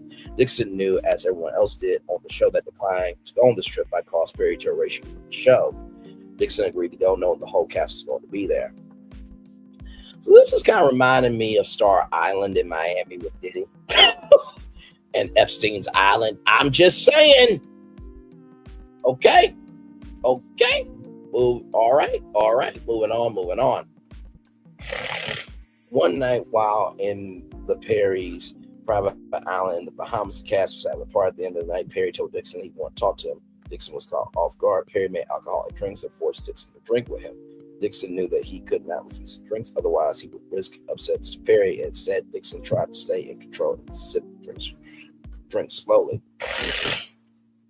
Tyler Perry did not control himself. He drank until it was clear that the alcohol made him bold and sexually aggressive. Mr. Perry told Dixon he wanted a relationship with someone who could be emotionally and sexually available to him, but will also be permissive of Perry having his own relationship with someone else. So he wanted a menage a trois, child. Okay. So basically, Tyler Perry's a swinger, and he exchanges partners like Diddy does. Okay. Perry said he could see himself having that type of relationship with Dixon. Perry insisted Dixon need to be with someone rich because Dixon liked nice things. Perry told Dixon that he was watching all of the cast as they laid out in the sun tanning oil. Perry continued raving about how seeing Dixon greased up like that was driving him crazy. Tyler Perry said he would have burnt the whole island down if one of the other actors or anyone else from the group had touched Dixon that night. So what if Dixon just wanted a drink? Would you have burned the place down from somebody giving a drink to him? At that point, he once again aggressively seized Dixon and roped his buttocks. So apparently Tyler Perry really loves some ass, allegedly. Dixon once again did not reciprocate and froze up. Perry got the message and told Dixon to go to bed. Dixon was terrified, could barely sleep. From that moment on, Perry became extremely frustrated and possessive. Perry wanted desperately for Dixon to be attracted to him, but Dixon was not. In one exchange, Perry sent pictures of himself from the Bahamas to Dixon. Dixon responded, the noir looked nice, and Perry got upset that Dixon did not see the stud in the picture, instead focused on the noir. Perry called Dixon an asshole for laughing out loud at Perry's desire for Dixon to call him a stud. So that's the picture there of Tyler, and that is Tyler Perry. Zoom in there. Yeah, that is Tyler. That's him. Nice picture. Yeah, the noir does look calm. Nice picture. Great, amazing, awesome picture. You don't see that stud in the nice picture. Rude. Yes, LOL. Yes, that's a stud. Asshole. Okay, then, on or around October 18, 2020, and following Dixon's return from the Bahamas, Perry told Dixon that he was jealous that Dixon was giving too much attention to other men. Perry stated that Dixon was being too much of a social butterfly, and that he would need Dixon to sit still this week. Further attempting to exercise his influence over Dixon's interaction with other men, Perry continued to wield his position as Dixon's boss, demanding sexual attention in exchange for his continued employment. So here's the thing, right? Aren't you a social butterfly at like premieres and stuff and going to different conferences and all that stuff? Because how you network is how you rise, how you have a rise or demise, right? So, okay. Was Tyler Perry at Netflix is to doom because Medea's Destination Wedding is coming out on July 11th. So, these text messages were followed by others to Dixon like, Derek, don't you dare ignore me. I deserve better. I deserve attention all the time. Dixon, out fear for the unknown future of his career, continued to give Perry the social attention he demanded, even though Dixon would constantly get sexually harassed. On several occasions, Perry would text Dixon while drunk. In one exchange, Perry told Dixon, you know why I took Derek? And then proceeds to say, I'm so drunk talking shit. In December 2020, Dixon began feeling depleted due to Perry's continued pattern of sexual harassment. The assaults and harassment began manifesting as physical health. Oh, my Lord Jesus. Mr. Dixon had no one to turn to. Dixon visited a physician who indicated Dixon's exhibit severe symptoms of acute stress, insomnia, stomach issues, and dangerously low cortisol levels due to sexual harassment and assault. The physician prescribed Zoloft, an antidepressant, for Dixon's ailments. So right here, you know why I cook Derek spaghetti cake? I'm so drunk talking shit. So what I'm noticing here is the stomach issues, right? If you remember Cassie, UTI infections, mouth sores, gastrointestinal issues. And also, too, it was to the point where Cassie could not take antibiotics. Her body rejected it after a while. Sexual harassment continued through the beginning of 2021. Perry continued sending Dixon unsolicited photos of Dixon's body from the set of the Oval, comments such as, "Oh my God, look at think Derek thick. No, the weight difference. I can do sealed. Thick Derek. Okay, good. Nope, I can't deal with thick Derek. LOL. What's going to take for you to have got the sex? Have you found that in therapy? What is your waist? I'm so glad thick Derek is back. I'm so glad think Derek us back is with us. Break out in ass and thighs. You home. I don't want you to go out with your friends drinking. You are the rose, but you are so black that you refuse to be smelt or opened. Chat! I need a moment.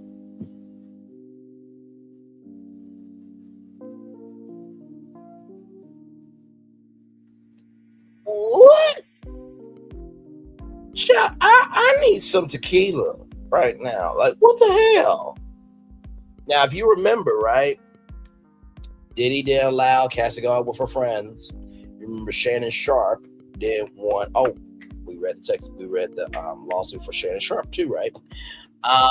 You remember Shannon Sharp didn't want that lady to go out with her friends, right? Jonathan Majors didn't want, Grace Jabari to go to the hospital, right? Because of the injury, right?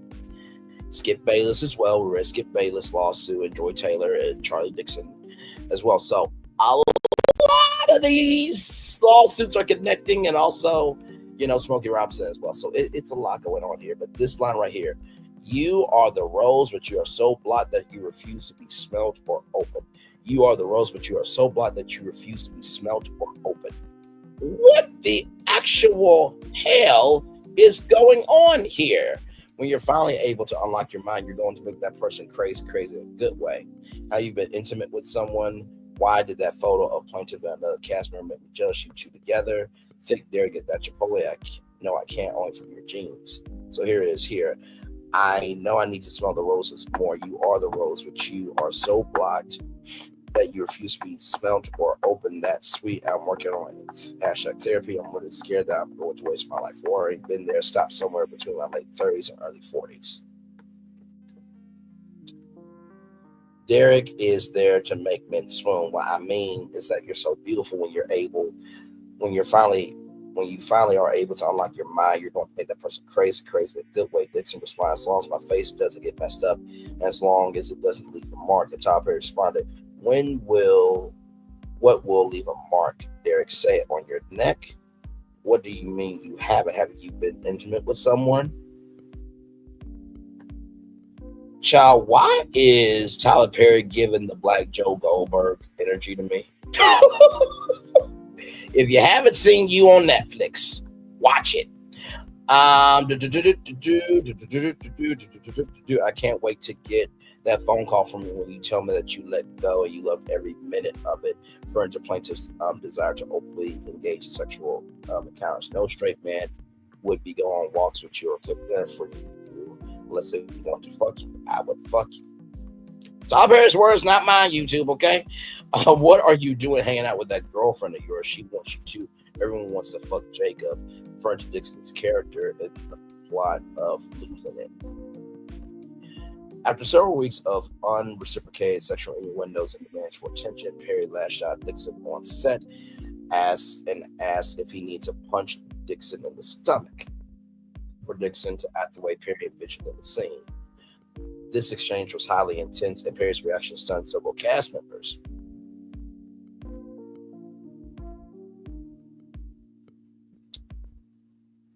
I wonder if other cast members of the Oval also have text messages with Dixon, because usually most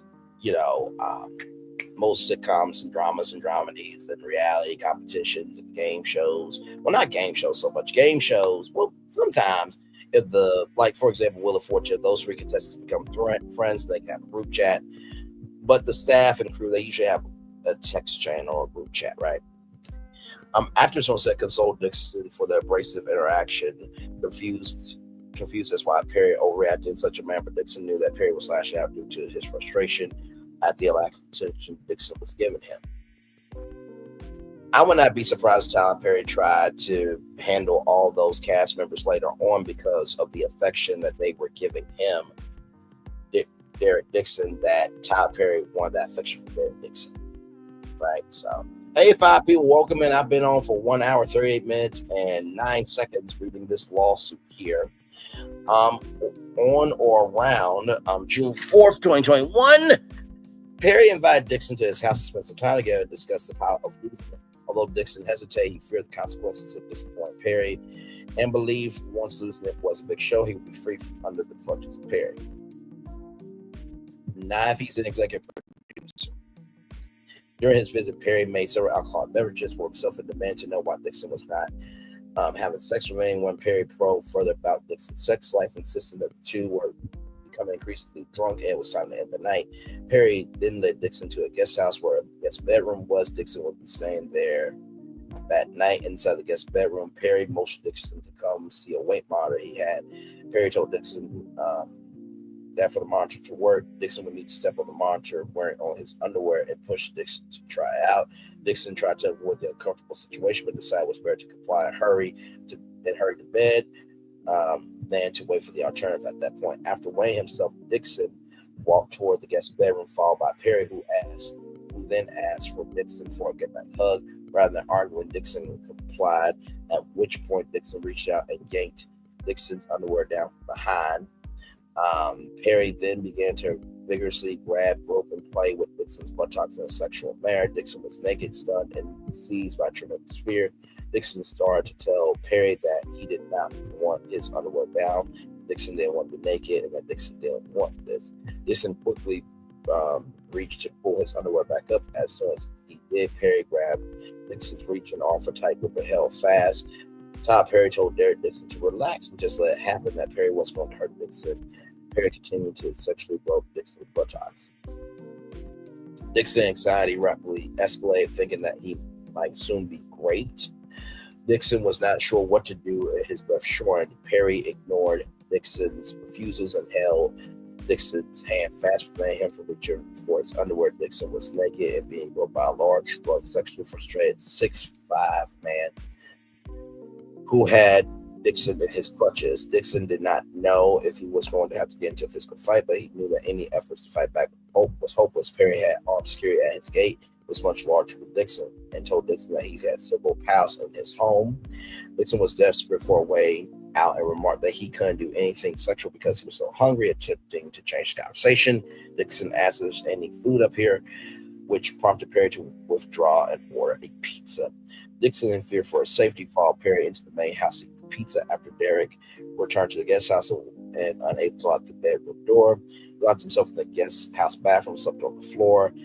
Dixon then attempted to contact some close friends about the incident. The following morning, Dixon realized he had left his car keys in the main house, and upon going to retrieve them, he encountered Perry. Perry told Dixon that last night's incident was why the two shouldn't drink together, and that the previous night's incident shouldn't have happened. Dixon responded, saying, "Also, that was my fault," to which Perry replied, No, I'm not saying that. I'm just saying it should happen. I drank too much. I drank too much, rather. I'm going to excuse himself for grabbing Dixon's buttocks, groping Dixon.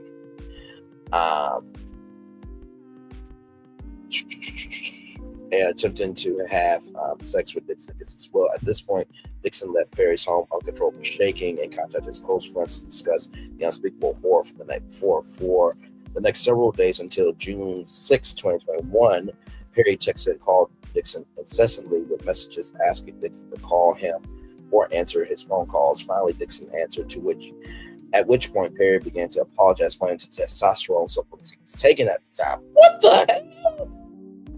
Perry had confided in Dixon about the supplements in past messages and decided to use them as a scapegoat for his actions. Dixon emphasized that he was not okay with what happened and that he had never asked Perry for anything, to which replied, "I know, that's why I like you.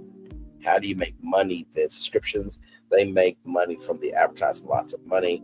I love how I feel right now, but I don't like being horny. Testosterone, oh yeah, from the doctor, but it's making you feel better. I feel so good, but I don't like being horny. I feel sorry for the first person who flirts with me. LOL, you don't understand." Perry further attempted to rectify this misconduct by inviting Dixon on a yacht trip and telling Dixon that Perry was going to make sure that Perry was for sure going to make Dixon's pilot. Dixon realized that Perry was offering Derek to lose it to effectively silence Dixon. Perry sent a text message trying to arrange Dixon to come on his yacht with another person so that Dixon would feel more comfortable.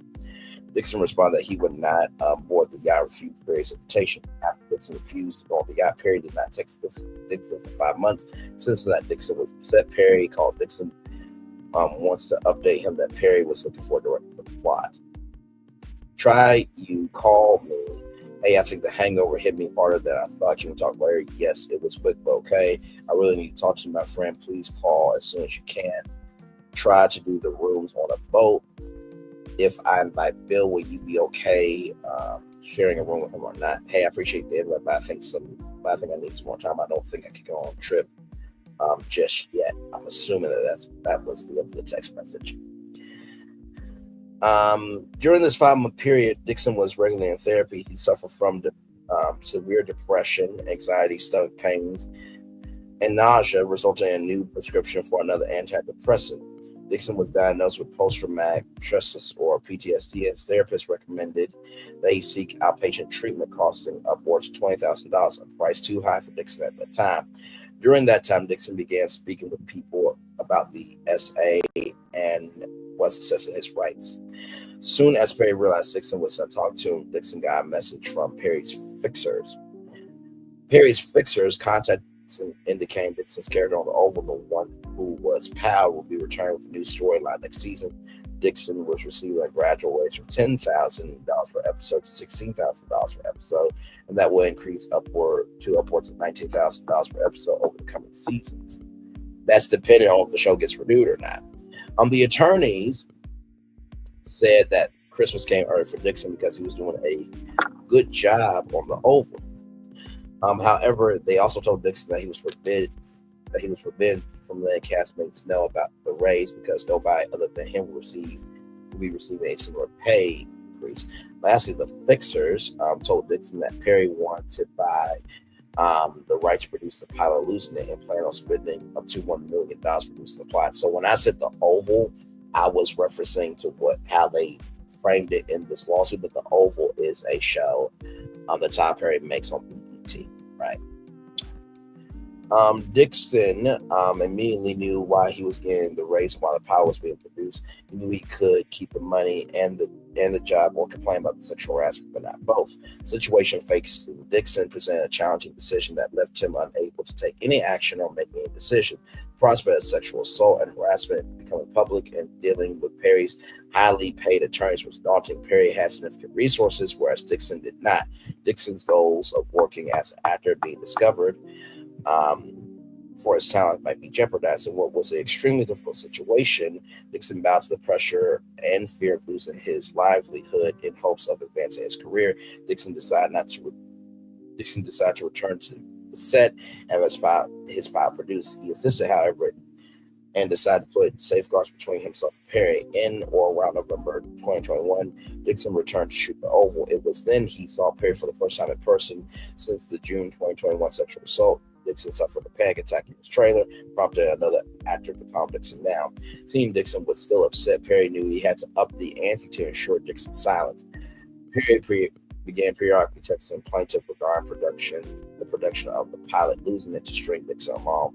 Soon after, Dixon received a call from a member of Perry's production team telling him that they were considering shooting Dixon's pilot in the coming fall of 2021. Dixon was desperate for this good news given the uncertainty of his finances and concern about his future. On or around March 4th, 2022, Dixon signed a literary purchase agreement for the pilot, giving the rights for the series to Defendant Tyler Perry Studios. Dixon was unaware of Tyler Perry Studios' pre-existing television contracts with Viacom CBS, also known as Paramount Global, which is BET, which relates to BET Plus, BET Studios, and VH1, which moved from MTV's control to BET's control a couple of years ago, which would later prevent the sale of Dixon's show to any media outlets or streaming services for 2 years. On or around March 21st, 2022, shortly after seeing Jones at the Oval, Dixon and Perry began shooting the pilot. Perry called Dixon following the shoot, telling him that the show would net $2 to $3 million per episode and run for 2 seasons guaranteed. Perry purchased the rights to lose it from Dixon, but did not try to sell to any network. In fact, Perry was under a contract with Viacom CBS, preventing him from selling Dixon's show for an additional 2 years following the purchase. In other words, Perry spent money shooting a pilot for a show and then purchasing the rights to it, knowing Perry could not sell the show for 2 years. This was clearly done as an ulterior motive for silencing Mr. Dixon. As it turns out, Perry had no intention of ever producing losing it. Perry never made any effort to sell the show or shop it. Perry was only using the show as a quid pro quo to Dixon, holding its production over Dixon's head like the sword of Damocles. On or around April 9th, 2022, to his surprise, plaintiff received the script for another season of The Oval, in which the plaintiff's character, originally read as a grocery store clerk, will be playing a male prostitute being pursued by a pimp. Now, if I'm not mistaken, in the Oval, there was a woman who was a dominatrix to the president, and then that character was in a sex cult in Ruthless.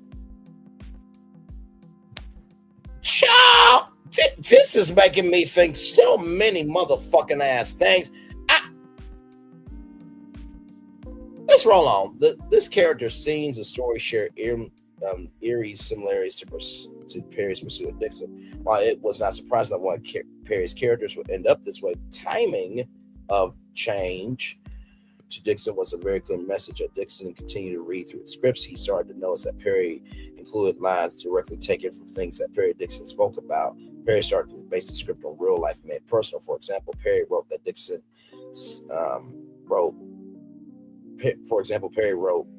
about Dixon that I don't like none of my bitches running away. He was making good money for me. That's Tyler Perry's words for the basic script. Not mine, okay? In or around April 2022, before beginning to shoot the next season of The Oval, Perry called Dixon to discuss the June 2021 sexual assault. On the phone call, Perry lectured Dixon about how Dixon was overreacting to the sexual assault because of the prior sexual assaults in Dixon's life. So you're basically diminishing your employees' sexual trauma so that way you can have sexual gratification. Moving on, Perry said there was a misunderstanding, miscommunication that Dixon needed to say no stronger. In other words, Perry blamed Dixon for the sexual assault, claimed that Perry felt Dixon's no was really a yes because Dixon did not say no strongly enough. So what did he need to do? Get a champagne ball, smack your ass upside the fucking head? What the hell? Okay. As so not to jeopardize his employment with defendants Perry and Todd Perry Steele, Dixon dismissed the conversation, especially due to the allegedly pending sale of his show to a major broadcasting company. On or around October 28th, 2022, after filming a full season of The Oval, Perry told Dixon that despite showing the pilot, it could take a while to place, and that Perry couldn't do any other television series until his deal was up with Viacom, which would take about 2 years. In or around January 2023, plaintiff indicated that he was moving to Santa Monica. He did so to put some distance between himself and Perry. Tyler Perry replied that he was glad to hear Dixon was moving away and asked if Dixon's no was stronger than before he left. Perry reiterated that Dixon's should have a stronger no and make it clear when right here. Did you find a place? I'm good. You probably won't see me. I'll be filming. A sad emoji or emoji, like I guess. I could be misinterpreting the emoji. Okay, moving on. Sorry, I know you have 9 jobs. I did find a place in Santa Monica. I know work too much. Nice, Santa Monica. It's nice. I'm glad you're going out there. How is your no? Is it stronger? You have to have a strong no. Just as strong. My mom literally says, I'm going to sell my soul to the Audi. She heard Kanye said that was real. Well, I don't think that, but I do think that you have to be able to say no and mean it and make it clear. Now, I know what you're thinking. Bray, how in the hell were you able to read all that as you were zooming in? Because, child, listen, just breathe and pace yourself. And make it clear when he said no. This was Perry's way of once again referring to his June 2021 sexual assault of Dixon and making it clear that Perry felt no remorse for assaulting Dixon against Dixon's will. Dixon remained calm through these triggering comments because he needed Perry to help him with his dreams of producing a show, and because Dixon was still a regular actor on The Oval. Even after Dixon moved to California, the quid pro quo harassment and attempts to cover up the sexual harassment by promising a show continued. Perry will call Dixon, felt obligated to pick up Perry's phone calls and respond to text messages. These conversations will often start about work and the men's business relationship and then transition into to further conversations about Dixon's sex life, adding to Dixon's trauma and forcing him to relive the sexual assault. Perry continued to envelop Dixon in this feeling of reliance and justifying the sexual assault that happened. Child, mentally, I don't know where I am right now. Because this is why intellectual property is such a dicey game in media. Because if you sell your idea to somebody else, that means they can cut you out the deal. So with Braylon's virtual tour, if Netflix, Hulu, Max, BET Plus, ABC, NBC, CBS, Fox, CW want to get Braylon Lee and Braylon's virtual tour, this is mine, right? So if I sold something, if I sold an idea, then they could cut me out. So that's why it's important to have your own equity, right? Child, let's roll on. But that was fucked up though, what you did, Tyler. That to take a show, to buy the rights of the show, make the pilot, promise that's guaranteed, but then you knew that you wouldn't be able to sell it for 2 years, right? Because your contract would have to be up for 2 years. Basically, it was a royal flush, which I think royal flush means that, child, what does royal flush mean? Hang on, I think royal flush means that, your SOL. Let me make sure. Royal flush poker.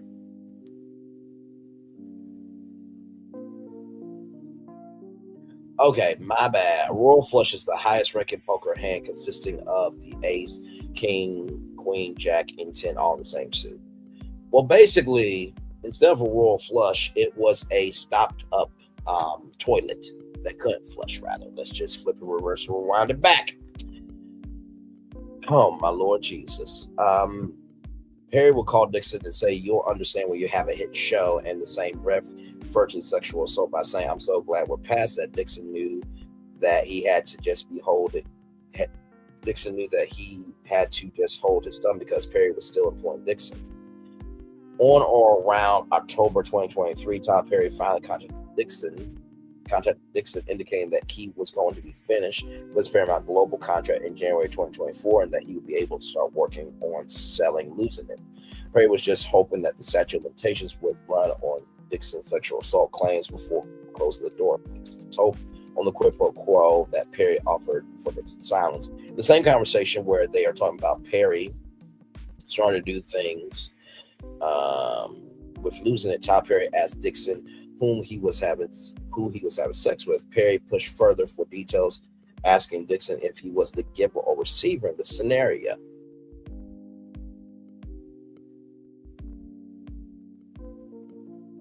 Can somebody please give me some oxygen so I can receive it through my soul? What the flying fuck? Or if the plaintiff used protection and PrEP when engaging in sexual acts, Perry continued to probe other intimate details about Dixon's sex life. Perry again told Dixon that Perry wants a partner with whom he can have an emotional, a sexual relationship, but who goes back to their partner at the end of the day. Now, remember when I told you at the top of this tour about Christian Keys, right? And that Christian Keys had a show called All the King's Men, and that he had a part in the show. Here it is here. In December 2023, Christian Keys, another actor who worked for Perry prior to Dixon's employment, posted a video on social media platforms detailing his abusive experience with an anonymous Black Hollywood billionaire, which Dixon pieced together and believes to be Tyler Perry. See AtlantaBlackStar.com. 2023/12/16 Christian Keys alleged sexual harass Black Hollywood director. Dixon heard Mr. Keys' account and saw that Perry had been engaging in the same sexual conduct as other actors, just like the interactions described by Keys. Perry would get drunk, climb into Dixon's bed, and start fondling Dixon's buttocks.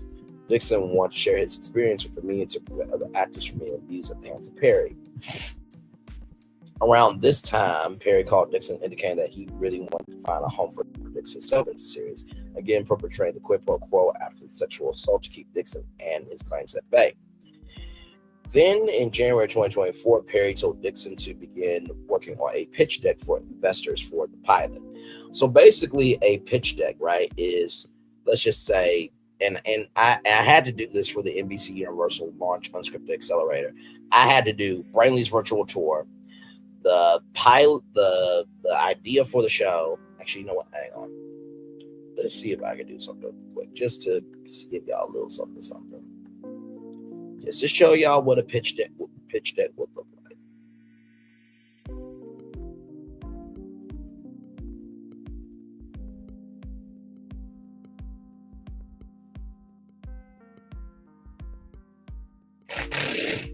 Okay, so here is something here. So this is Foam and Glow's Friday Night Live, right? So here I would have this slide, then I would have the concept, then I would have what audiences would be good for it, how many episodes, location, will we have food or drink, how much it would cost for the show. So that's a pitch deck, essentially. Okay, so just wanted to give you guys that context, conjecture, and connection, right?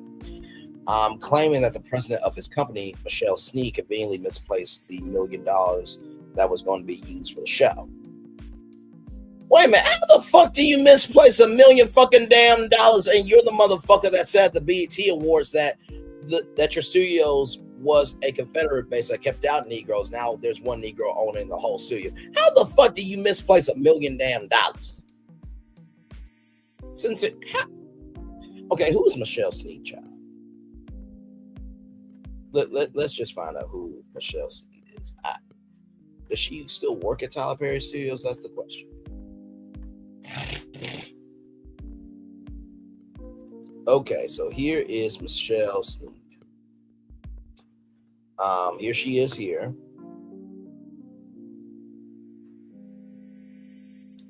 So she is the founder of A Few Good Women.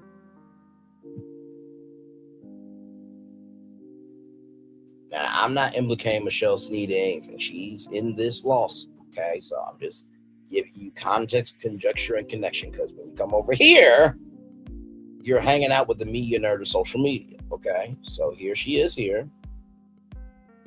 Beautiful woman, by the way.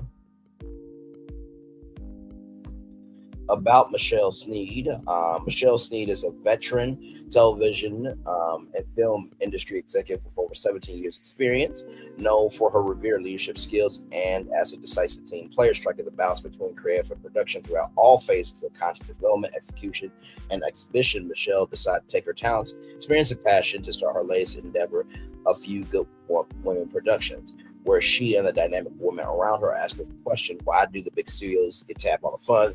This boutique studio production company operates under a hybrid traditional motion picture studio model combined with the foundation of a production company. It is founded on the notion that it is crucial to create vehicles for fair, equal, and meaningful opportunity for diverse creatives, both in front of and behind the camera, starting in rather the equitable executive level roles, because the company believes that the true opportunity for diverse storytelling and ownership starts at the top. Power to greenlight, underwrite these projects with high integrity deal making is essential to the future and standing of diverse executives, storytellers, producers, and storytellers rather. A Few Good Women Productions embraces projects driven by complex and dynamic characters who represent diverse people, places, cultures, and concepts, primarily rooted in scripted episodic content feature films. We believe that as long as there's a great story and vision, we can make it come to life. Let's make a video here.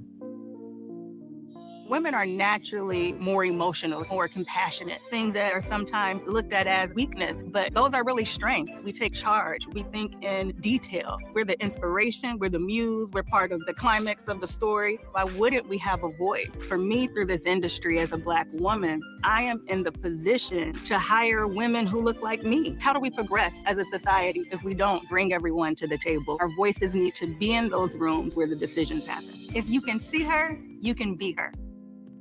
So there it is there. Right here, as you can see, as it keeps scrolling down. So I'm guessing this is her team here. Or no, wait a minute. No, this is her giving back to young talents. Okay. You can see her there. Press. So she's been in essence our reporter. Black Enterprise Variety, YouTube, and NATPE. That's one of the biggest. That's the home.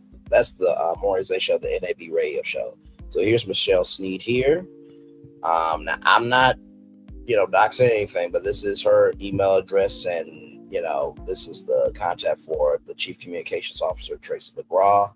And then here is A Few Good Women, info at afewgoodwomen.com, and info at afewgoodwomen.com, and afewgoodwomen.com. So this is her website here. And she also has a media kit. Okay, just so it's the media kit. So here it is here, right? So this is her media kit. So she is no longer at Tyler Perry Studios. So this is her own production company. And so let me see something if I can download this. Give me one moment, y'all. I'm going to put this back on the Lawson. Give me one moment.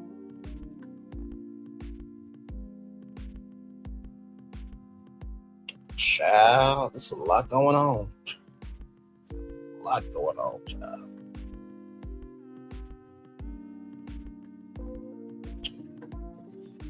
Ooh, child.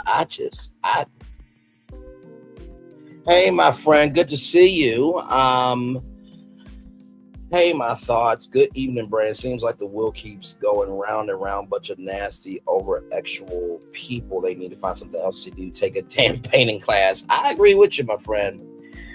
And, listen, I am going about this in the most professional, even keel, and understanding fashion that I can, right? Because this is what the fuck I do. I am the media nerd of social media, okay? And I take that position very, very seriously, because a lot of times when it comes to this world of media, people will talk at you. They won't speak with you. I speak with you of the behind the scenes and take complicated information and make it relatable. I'll never forget when Steve Harvey said, I take, complex information and I make it funny. Right, so that's my gift, and I do it very well, and I believe that if you don't utilize your gift, you'll lose your gift. So here's Michelle Sneed's LinkedIn. I'm not doxing anything, okay? Just giving context here.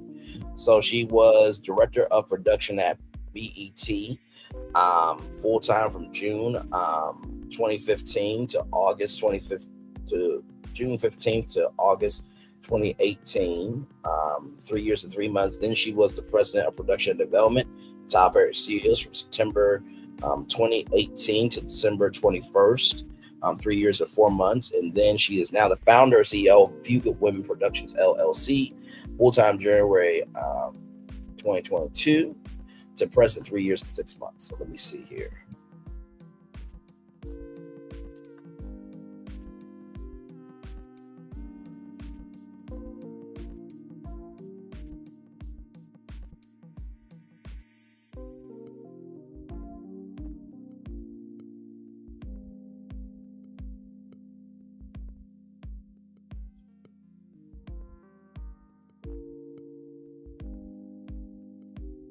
Hey, Adam Scott 237, welcome in. Yes, they have so much money they don't know what to do with it, but to try to find human blow up dolls. Yeah, I fully agree with that. Give me a moment, y'all. I'm trying to see something.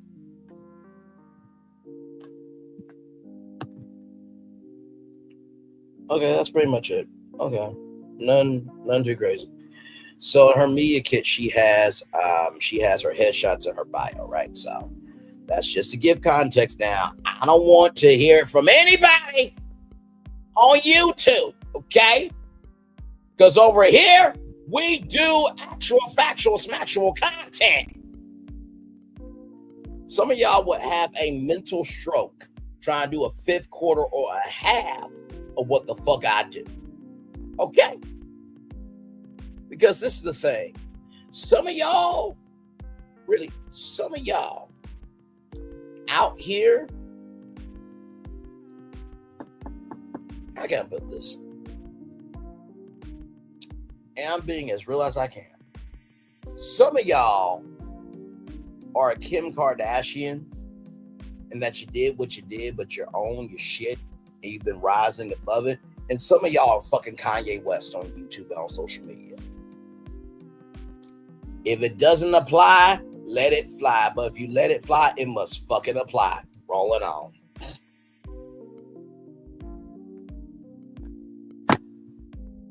I still don't get how you conveniently misplaced $1 million. I still don't get that, but okay. During this time, Perry further solidified Dixon's assistance with other films and projects that Tyler Perry was working on. Once again, Dixon was in a position where he could not say no. In or around March of 2024, Tyler Perry indicated to Derek Dixon that the individual who was meant to pitch the pod became depressed and could ultimately no longer pitch the show. This was another excuse for the fact that Perry never liked the show, never intended to sell it. Okay, listen. If somebody is depressed, right, there's other people that can pitch it. That's why you have a team. That's why you have a staff. That's why you have a crew. That's why you have a company.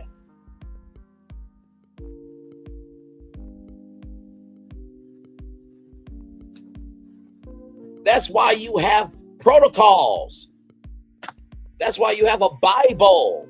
In sitcoms and dramas and dramedies and reality TV, there's a thing called Show Bible.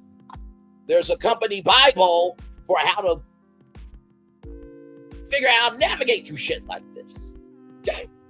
Okay. All right, here we go. I can call you later. Or tomorrow sometime. That's Derek Dixon. So these text messages that I've been reading, in the blue is Derek Dixon, and the black is Tyler Perry.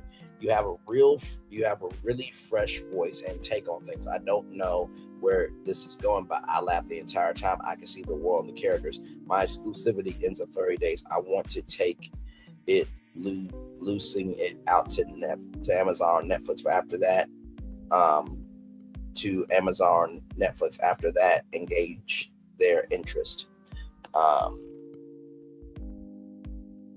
Wouldn't that be THIER?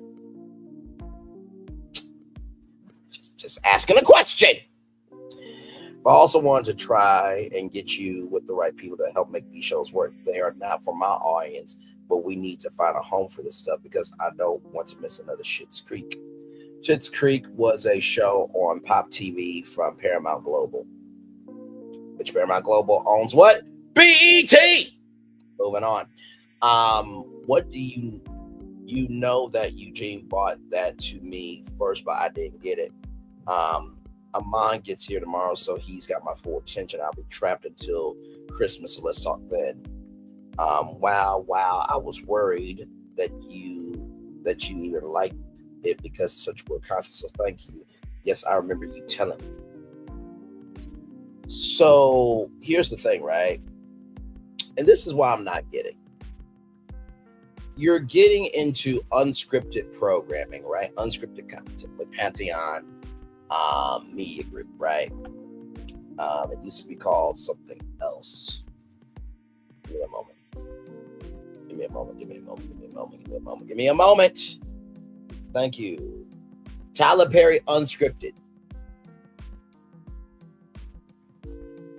So it used to be called the Asylum Entertainment Group, but now it's called the Pantheon Media Group. So you have that, then you have Reform Media Group, right? So you get into unscripted content, and you signed a A&E unscripted development deal, right? So it's interesting to me that you say that they're not for my audience, but yet you're getting into unscripted television, which you've never done unscripted television. Like, how is that computing in anybody's brain? In anybody's brain.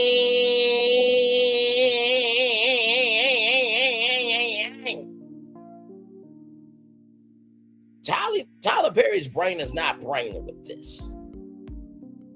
Because essentially, Tyler Perry has Disney magic, where he can take nothing and make it something, and everybody loves it. That's very fucking difficult to do. Okay. All right. Moving on. Dixon did not get angry and allowed Perry more time to figure things out for the show, mistakenly sensing Dixon had forgiven him. Perry started back up with the harassment. Perry continued to harass Dixon, who was still working on the oval and who was still eagerly waiting for Perry to sell, losing it. Perry would tell Dixon that he loved Dixon, that Dixon should be living his life, and that Dixon should be having sex more.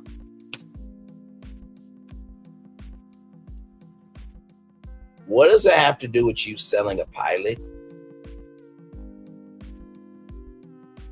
I mean, my Lord Jesus. I mean, remember when Walt Disney had,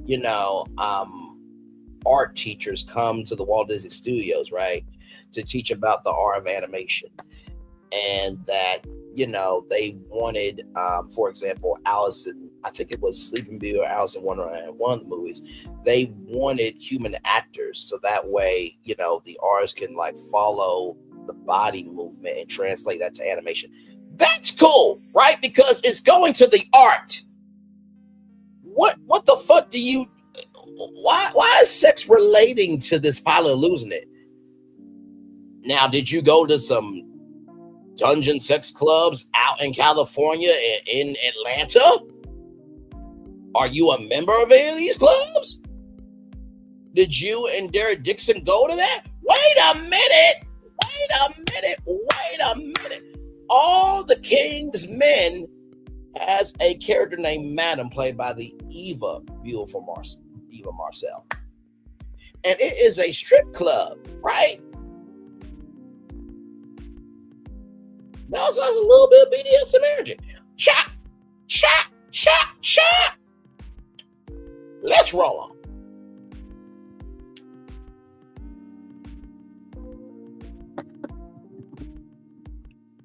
Dixon did not get angry and allowed Perry more time to figure things out for the show, mistakenly sensing Dixon had not forgiven him. Perry started back up with the harassment.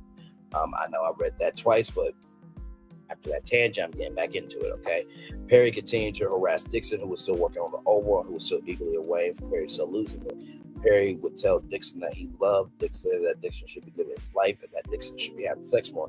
Perry indicated that he would send the Dixon show to Peter Frylander at Netflix, but this was all an attempt to remind Dixon the sword of the Damocles hanging over his neck.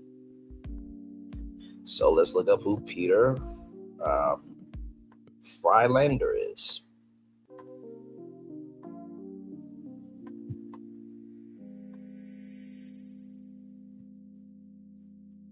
Okay, so here is Peter Frylander right here. Okay, everybody, he is the head of United States and Canada scripted series for Netflix. Okay, so that's who he is. Okay, moving on. Ooh, child. In the words of Chit Chat with QT. Shout out to Chit Chat with QT. I love that sister. So kind, so generous, and just a true one. I miss seeing her. I may have to drop in her chat sometime.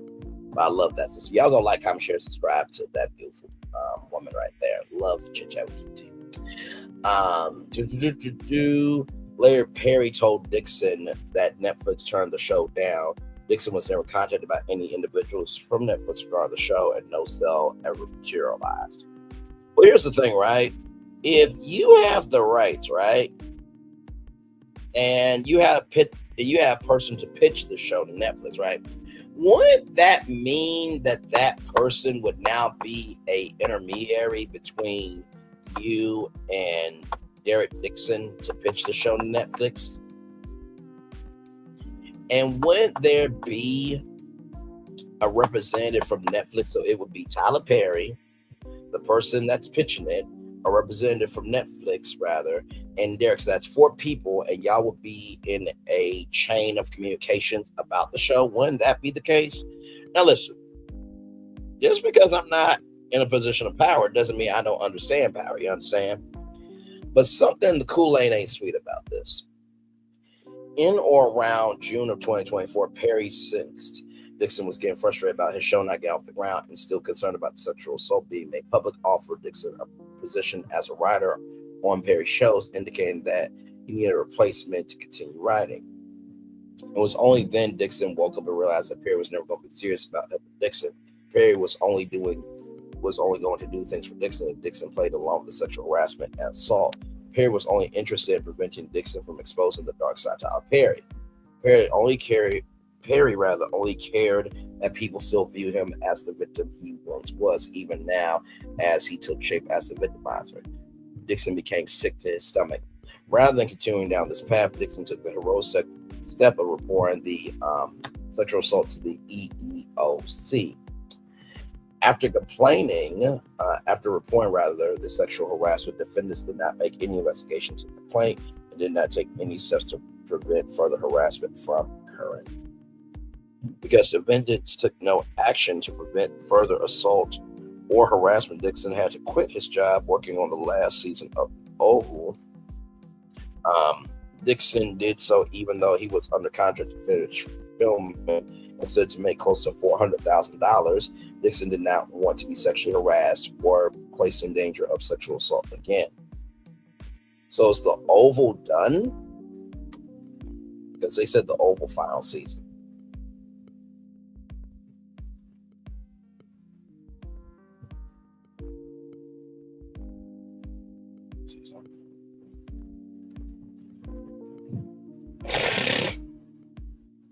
So, okay, it looks like it's still present. So they are on season 6. So everybody, this is the Oval right here. And so it looks like they are on season 6 coming up here. So it looks like there's more to come. Looks like so. Rolling back to the lawsuit. Defendant then retaliated against Dixon. Defendant told Dixon that if he quit and told the other actors why he quit, he would be in breach of his contract. Defendant told Dixon that the only way out was to portray his departure from the show as a medical leave due to emotional distress caused by sexual harassment. The leave of absence was to be paid medical leave. Instead, defendant made the leave of absence unpaid and therefore terminated plaintiff's employment, costing Dixon additional loss of income and insult. First cause of action, quid pro quo sexual harassment. Plaintiff, by the way, government code 12940J against all defendants. Plaintiff incorporates by reference and realleges here in each and every one of the allegations contained here in the proceeding and foregoing paragraphs of this complaint as if fully set forth here and at relevant times. Mr. Dixon was an employee of Tyler Perry Studios. Mr. Perry was responsible for the hiring and firing of Mr. Dixon as defined in California. Alternatively, Mr. Dixon was an actor on the set of a show that Mr. Perry was producing for Tyler Perry Studios, but also too, he was producing that for Paramount Global, which is BET, which can also be seen on BET Plus because Tyler Perry is a minority owner of BET Plus.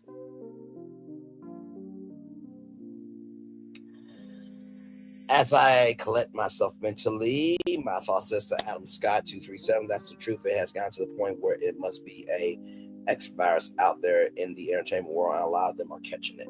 Yeah, it does look like that, my friend. It does look like that. Thank y'all for the 6 likes. I appreciate y'all so much. Thank you.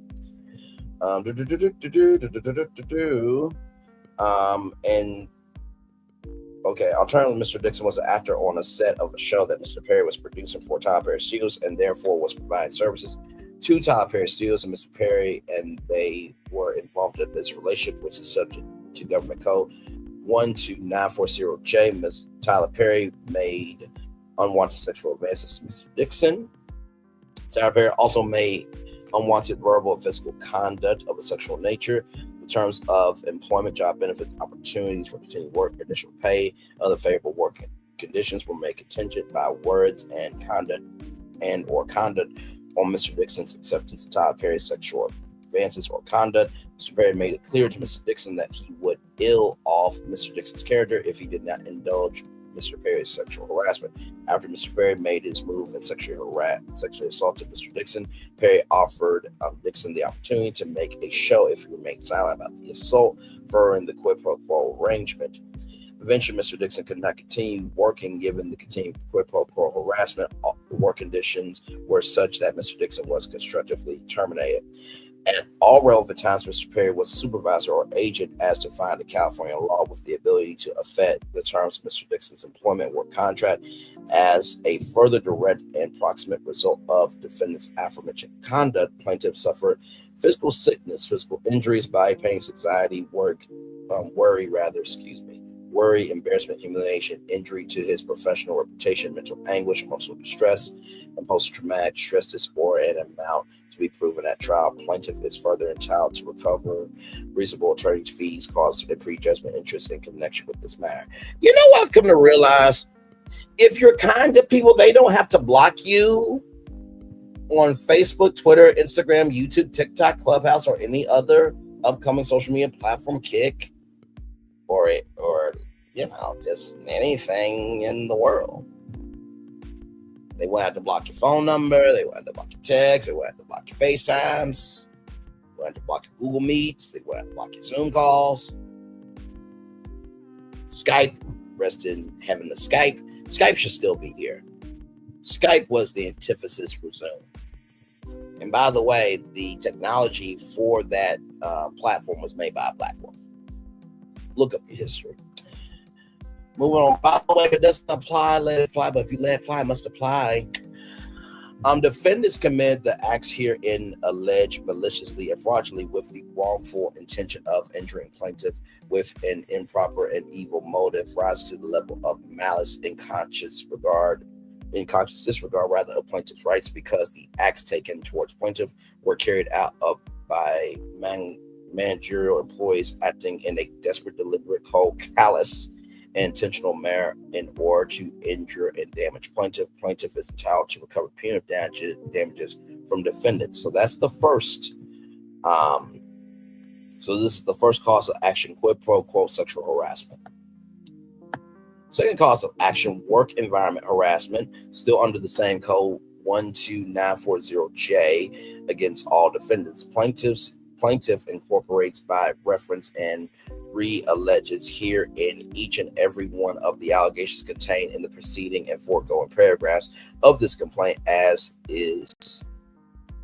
if fully set forth herein. At relevant times, Mr. Dixon was the employee of Tyler Perry Studios, and Mr. Perry was responsible for the hiring and firing of Mr. Dixon as defined in California. Alternatively, Mr. Dixon was an actor on the set of a show that Mr. Perry was a producer for Tyler Perry Studios and was therefore providing services to Tyler Perry Studios. Mr. Perry made several unwanted sexual advances and made unwanted verbal physical conduct of a sexual nature toward Mr. Dixon, which caused the work environment to be hostile, intimidating, offensive, oppressive, and abusive. A reasonable person, Mr. Dixon's circumstances, would have considered the work environment to be hostile, intimidating, offensive, oppressive, and or abusive, rather. I feel like that should be and or abusive, but that's neither here nor there. Mr. Dixon's circumstances considered the work environment to be hostile, intimidating, offensive, oppressive, and or abusive, and as a result was constructively terminated.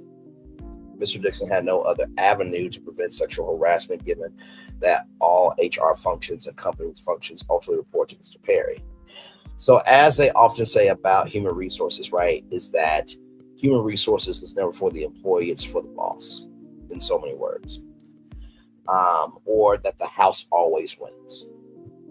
At relevant times, Mr. Perry was a supervisor or agent as defined in California law with the ability to affect the terms of Mr. Dixon's employment work contract in terms of employment, job benefits, opportunities for continued work, additional pay, and other favorable working conditions were made contingent by words and or conduct on Mr. Dixon's acceptance of Tyler Perry's sexual advances or conduct.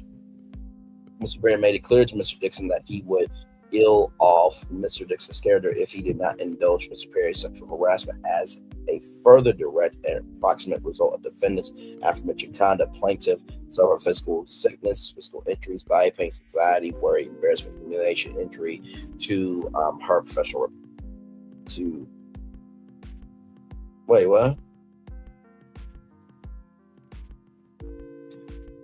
You mean to his professional reputation, right?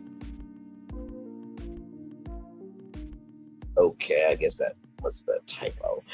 Mental anguish, emotional distress, and post-traumatic stress disorder, and an amount to be proven at trial. Plaintiff is further entitled to recover reasonable attorney's fees, costs, and prejudgment interest in connection with this matter. Defendants commit the acts herein alleged maliciously and fraudulently with the wrongful intention of injuring plaintiff and with an improper and evil motive rising to the level of malice in conscious disregard of plaintiff's rights, because the acts taken towards plaintiff were carried out by managerial employees acting in a despicable, deliberate, cold, callous, and intentional manner in order to injure and damage plaintiff. Plaintiff is entitled to recover punitive damages from defendants. Third cause of action, California Civil Code 51.9, Sexual Harassment in Defined Relationship, Ralph Act, against defendant Perry, AA, and Tyler Perry Studios.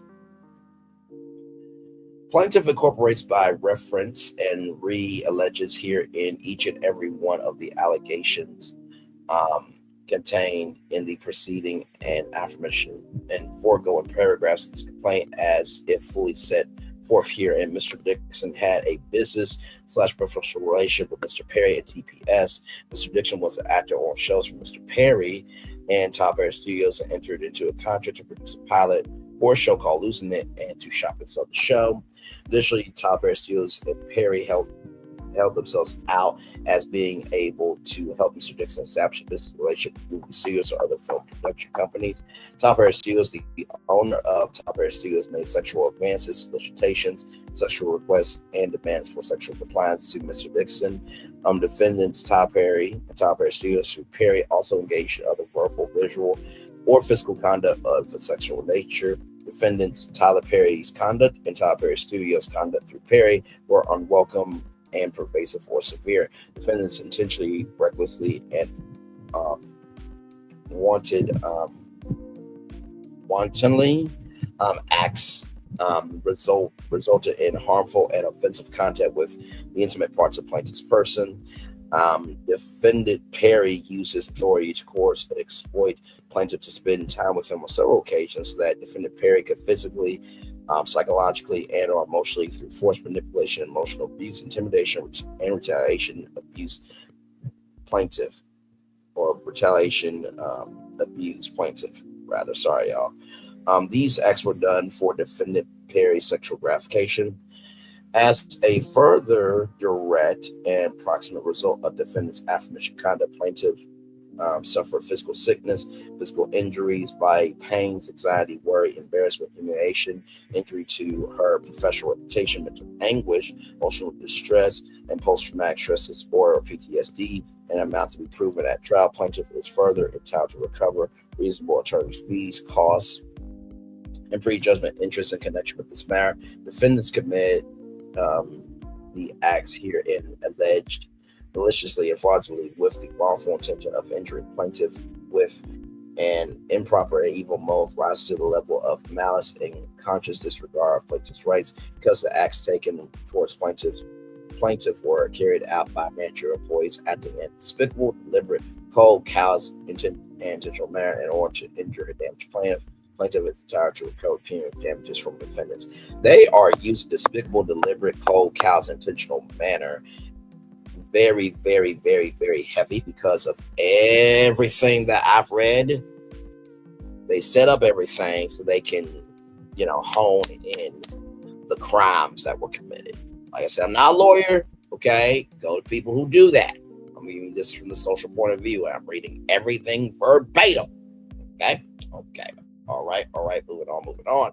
Fourth cause of action: workplace gender violence in violation of California Civil Code 52.4. Plaintiff incorporates by reference and re-alleges here in each and every one of the allegations contained in the preceding and foregoing paragraphs of this complaint as if fully set forth herein.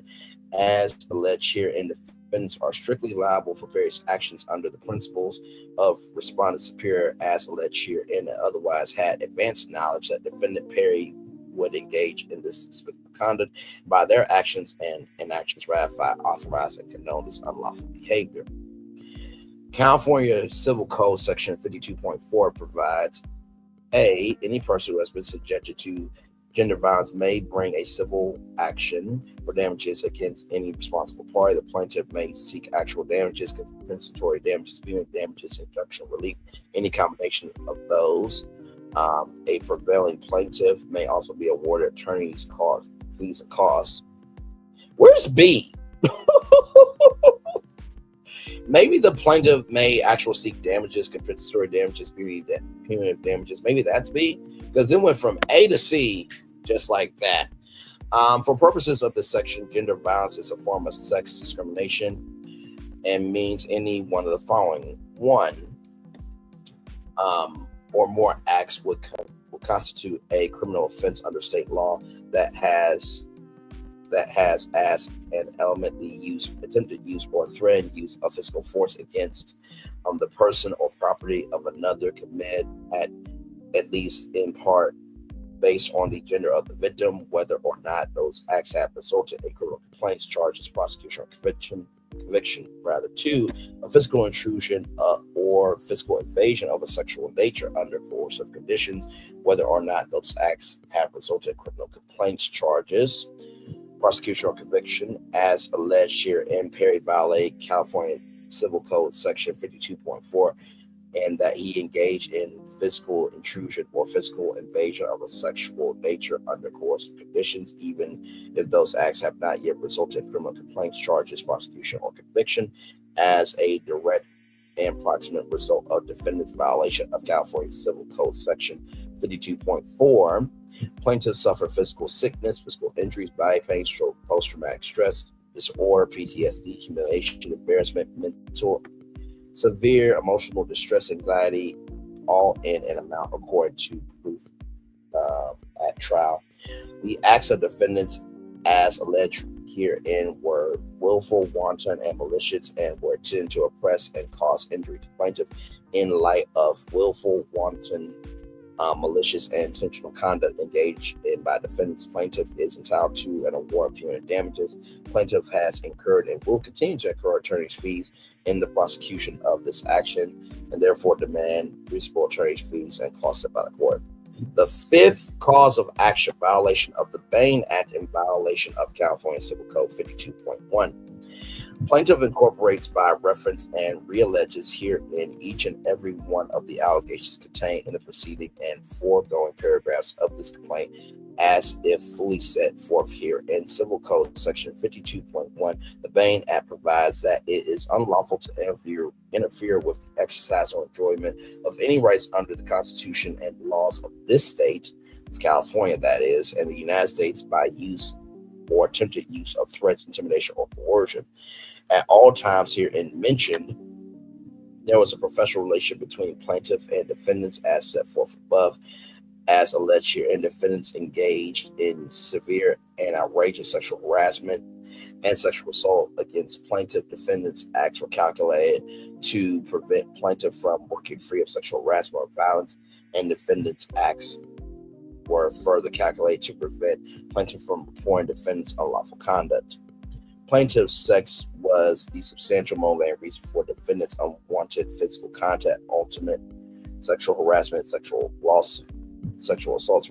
Plaintiff is informed and believed, and thereon alleges that the aforementioned conduct of the defendants, and each of them denied, aided, or incited in a denial of discriminated or made a distinction that denied plaintiff full and equal advantages, privileges, and services to plaintiff based solely upon plaintiff's refusal to submit continued sexual advances and his objections of the physical harassment that was inflicted upon him, and therefore constitute a violation of the Bain Act. I don't know why they keep mentioning, her, unless, the gender is her, but I'm trying to say it as plainly as I can here. As a further direct and proximate result of defendant's aforementioned content, plaintiff suffered physical sickness, physical injuries, body pains, anxiety, worry, embarrassment, humiliation, injury to his professional reputation, mental anguish, emotional distress, post-traumatic stress disorder, and amount to be proven at trial. Plaintiff is further entitled to recover reasonable attorney's fees, costs, and prejudgment interest in connection with this matter. Defendants committed the acts herein alleged maliciously and fraudulently with the wrongful intention of injuring plaintiff with an improper and evil motive rise to the level of malice and conscious disregard of plaintiff's rights, because the acts taken towards plaintiff were carried out by managerial employees acting in a despicable, deliberate, cold, callous, intentional manner in order to injure and damage plaintiff. Plaintiff is entitled to recover punitive damages from defendants. The sixth cause of action, Civil Code 1708, 0.5, sexual battery. Plaintiff incorporates by reference and realleges herein each and every one of the allegations contained in the preceding and foregoing paragraphs of this complaint as if fully set forth herein. Defendant Tyler Perry intended to cause harmful, offensive contact with Mr. Dixon's buttocks and other sexual errors on multiple occasions. I'm surprised Cream Stick wasn't mentioned as much as buttocks was, but that's neither here nor there, but it's all the way there. And a sexually offensive contact with Mr. Dixon resulted. Mr. Dixon did not consent to the offensive conduct. Mr. Dixon was harmed and offended by Mr. Perry's conduct. As a result of Tyler Perry's conduct, Mr. Dixon was damaged in the amount set forth below. As a further direct and approximate result of defendant's aforementioned conduct, plaintiff suffered physical sickness, physical injuries, body pains, anxiety, worry, embarrassment, humiliation, injury to his professional reputation, mental anguish, emotional distress, and post-traumatic stress disorder, PTSD, and amount to be proven at trial. Plaintiff is further entitled to recover reasonable attorney's fees, costs, and prejudgment interest in connection with this matter. Defendants committed the acts herein alleged maliciously and fraudulently with the wrongful intention of injuring plaintiff with an improper evil motive rise to the level of malice in conscious disregard of plaintiff's rights, because the acts taken towards plaintiffs were carried out by managerial employees acting in a despicable, deliberate, cold, callous, and intentional manner in order to injure and damage plaintiff. Plaintiff is entitled to recover punitive damages from defendants. The seventh cause of action, sexual assault against defendant Tyler Perry. Plaintiff incorporates by reference and realleges herein each and every one of the allegations contained in the preceding and foregoing paragraphs of this complaint as if fully set forth herein that Tyler Perry acted intending to cause harmful and offensive conduct. Mr. Dixon reasonably believed that he was about to be touched in a harmful, offensive manner, that Mr. Dixon did not consent to Tyler Perry's conduct, that Mr. Dixon was harmed by Mr. Perry's conduct. Tyler Perry's conduct was a substantial factor in causing Mr. Dixon's harm. As a further and direct proximate result of defendant's aforementioned conduct, plaintiff suffered physical sickness, physical injuries, body pains, anxiety, worry, embarrassment, humiliation, injury to his professional reputation, mental anguish, emotional distress, post-traumatic stress disorder, and amount to be proven at trial. Plaintiff is further entitled to recover reasonable attorney's fees, costs, and prejudgment interest in connection with this matter. Defendants committed the acts herein alleged maliciously and fraudulently with the wrongful intention of injuring plaintiff and with an improper evil motive rising to the level of malice and conscious disregard of plaintiff's rights, because the acts taken towards plaintiff were carried out by managerial employees acting in a despicable, deliberate, cold, callous, and intentional manner in order to injure and damage plaintiff. Plaintiff is entitled to recover punitive damages from defendants. The eighth cause of action, negligent hiring, supervision, or retention of an employee against Tyler Perry Studios. Plaintiff incorporates by reference and realleges herein each and every one of the allegations contained in the preceding and foregoing paragraphs of this complaint as if fully set forth herein. As alleged herein, defendants in each of them and or the managerial employees and or agents knew or reasonably should have known that employees of defendants were engaging in the unlawful, harassing, discriminatory conduct alleged here, and defendants and each of them knew or should have known that their employees, including but not limited to Tyler Perry, had a history of engaging in unlawful or dangerous conduct that to cause injury to plaintiffs and others, yet failed to take any action to prevent such injury. In fact, it is alleged that Christian Keys and others may have been subjected to the same sexual harassment, and Tyler Perry Studios knowingly covered up the harassment to protect Mr. Perry. Tyler Perry Studios allegedly took actions against Mr. Keys, including but not limited to paying Mr. Keys a certain sum of money and threatening him if he disclosed Perry's sexual harassment. Well, motherfucker, this is out. So what now? At all times, defendants in each of them and or their manager, employees, or agents knew or reasonably should have known that the conduct and omissions alleged herein violated plaintiffs' rights under state statutes and common law. At all relevant times, defendants in each of them and or their manager, employees, or agents knew or reasonably should have known that the conduct alleged herein would and did approximately result in physical injury and emotional distress to plaintiff. At all relevant times, defendants and each of them and or their manager, employees, or agents knew or reasonably should have known that unless they intervene to protect plaintiff and adequately supervise, prohibit, control, regulate, discipline, and or other penalize the conduct of defendants, employees, as alleged here, and other defendants and defendants' employees receive the conduct and omissions being ratified and condoned at relevant times, the negligent failure of defendants to protect plaintiff and to supervise, prohibit, control, regulate, discipline, and or otherwise penalize adequately the conduct and omissions of defendants' employees violate plaintiff's rights under state statutes and common law. It was a substantial factor in causing plaintiff's harm as alleged herein. The ninth cause of action. So in case you are wondering, let me just give you a recap, child, real quickly.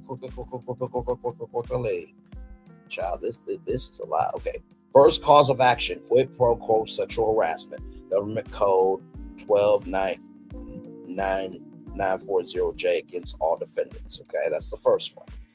Second one, cause of action, work environment harassment. Same code, Government Code 12940J against all defendants. That's the second one. The third one is California Civil Code 51.9 sexual harassment in defined relationship, Ralph Att against defendant Perry A.A. and Tyler Perry Studios. So that's the third cause of action. The fourth cause of action coming up here, workplace gender violence in violation of California Civil Code 52.4 against all defendants. That's the fourth cause of action. Fifth cause of action, violation of the Bain Act in violation of California Civil Code 52.1 rather against all defendants. That's the fifth cause of action. The sixth cause of action, Civil Code 1708, 0.5 sexual battery against defendant Perry. So that's the sixth cause of action. The seventh cause of action, sexual assault against defendant Tyler Perry. The eighth cause of action, negligent hiring, supervision, or retention of an employee against defendant Tyler Perry Studios. The ninth cause of action, intentional infliction of emotional distress against all defendants.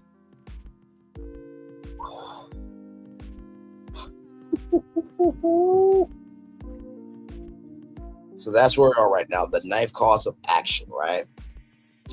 Okay. Plaintiff incorporates by reference and realleges here in each and every one of the allegations contained in the preceding and foregoing paragraphs of this complaint as if fully set forth here. And defendant conspired to and did engage in conduct that was extremely outrageous and intentionally caused severe emotional distress to plaintiff. Defendant's conduct exceeded all possible bounds of decency. Defendant acted with the intent and knowledge that plaintiffs suffer emotional distress due to their inexcusable, outrageous conduct. Defendants' conduct caused plaintiffs to suffer severe mental, emotional distress, pain, and suffering mental anguish and loss of enjoyment of life. Defendants' unlawful actions were intentional, done with malice, and or showed a deliberate, willful, wanton, and reckless indifference to plaintiffs' rights. Plaintiff claims compensatory and punitive damages herein. The amount of damages sought herein exceeds the judicial limits of all of the courts which would otherwise have jurisdiction. The 10th cause of action, retaliation, FEHA against all defendants.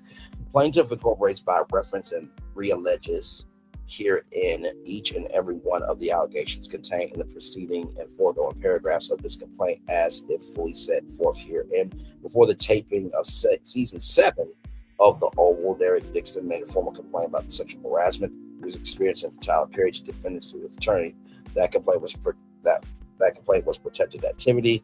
After reporting the sexual harassment, defendants did not make any investigation into the complaint. They did not take any steps to prevent further harassment from occurring. Instead, the defendant told plaintiff that he should take a medical leave of absence from the show due to the emotional distress caused by the sexual harassment, and not to report any of this, to not report to any of his co-workers the real reasons for his absence. And all those actors have been in the game for a long time, or have been in the game long enough that they might have had their own experiences, not with Tyler Perry, but with other people, or may know other people that have had experiences.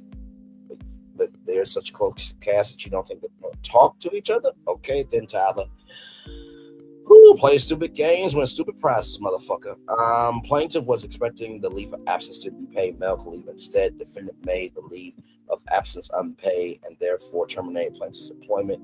Plaintiff stood to make around $400,000 for his role in season 7 of The Oval at all relevant times. Defendants and each of them and or their managerial employees or agents reasonably should have known rather that the conduct alleged herein would and did approximately result in physical injury and emotional distress to plaintiff at all relevant times. Defendants and each of them and or their manager, employees, or agents reasonably should have known that unless they intervene to protect plaintiff, actively supervise, prohibit, control, regulate, discipline, and or penalize the conduct of defendants' employees as alleged herein, other defendants and defendants' employees perceived the conduct and omissions being ratified and condoned. At all relevant times, the negligent failure of defendants to protect plaintiff and to supervise, prohibit, control, regulate, discipline, and or otherwise penalize adequately the conduct and omissions of defendants' employees violate plaintiff's rights under state statutes and common law, and was a substantial factor in causing plaintiff's harm as alleged herein. So 10 causes of action. Okay, 10 of them. 10 of them. 10 of them. 10 of them. 10 of them. 10 of them. 10 of them. 10 of them. So I did that 10 times. Okay, there we go. Prayer for relief. Plaintiff prays for judgment as follows.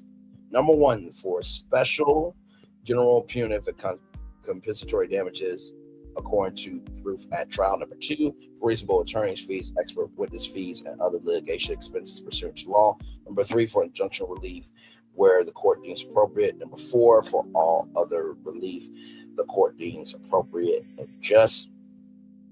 And number 5, for a total amount of damage, including punitive damages, for $260 million. Respectfully submit, dated June 13th, by Jonathan J. Deshaun, Esquire, the law offices of Jonathan J.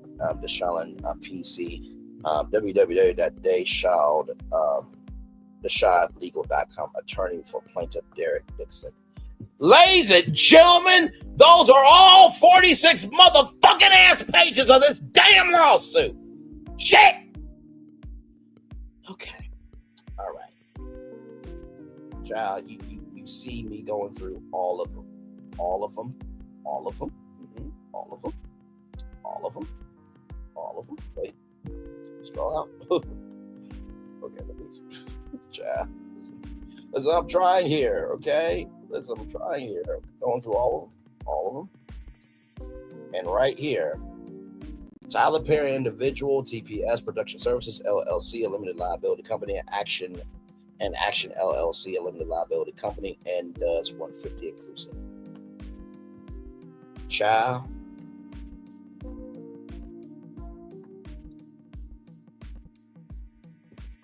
Hey, Cat Williams. Come here. What the fuck did you open? On Club Shay Shay, you opened the portal? That ain't closing for shit.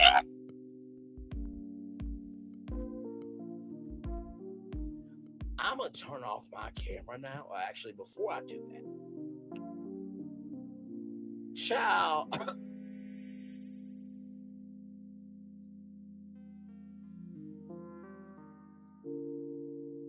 I don't know how the replays are going to be on this one. I really don't know. I am so flabbermagulped. I'm so flabbermagulped. I am so flabbermagulped. I am so flabbermagulped. I don't know how to move, how to think, how to feel, anything. There was so much to that lawsuit. Now, of course, you know, Sherry Shepherd was just the movie Straw. And she got a daytime talk show that will be on in some hours at 10 a.m. Will she be talking about? Also, too, will Good Morning America be talking about this? Will Deja be talking about this? Will CBS Mornings be talking about this? I'm sure CBS Mornings will be talking about it because guess what? Oprah Winfrey, Gayle King works on CBS Mornings. And I am sure there'll probably be an exclusive interview with Gayle King on CBS Mornings. But he also has gone over to Good Morning America. I don't know if Tyler Perry's been to the Today Show. I think he probably has. You know, I truly believe since 2020, the world has been fucked up the ass with no lube, and we've been bleeding and suffering. And the words of Maurice Scott, we just had to lay there, roll over, and take it. And nobody wants to get up anymore. Like, sincerely, I do not know what has happened to society. And let me tell you something. That seemed like an ironclad lawsuit. Like, this is no games at all. I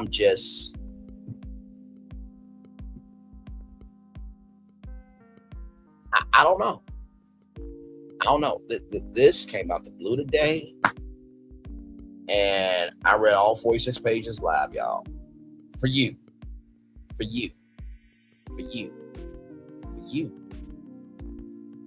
Y'all, I'm going to turn my camera now.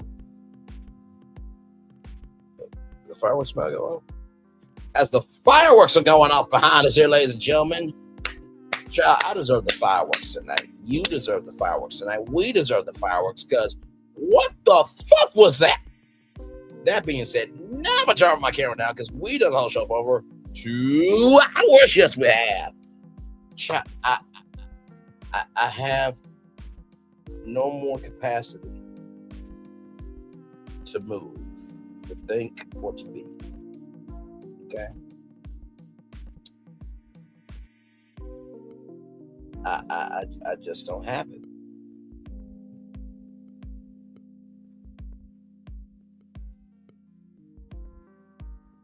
I just don't have it.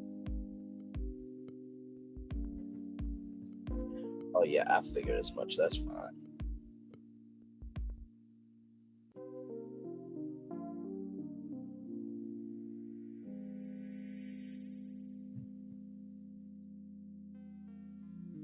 I'll make a decision on that in a minute. I figured as much. Y'all, welcome in. Glad to have you here. Child, we're here.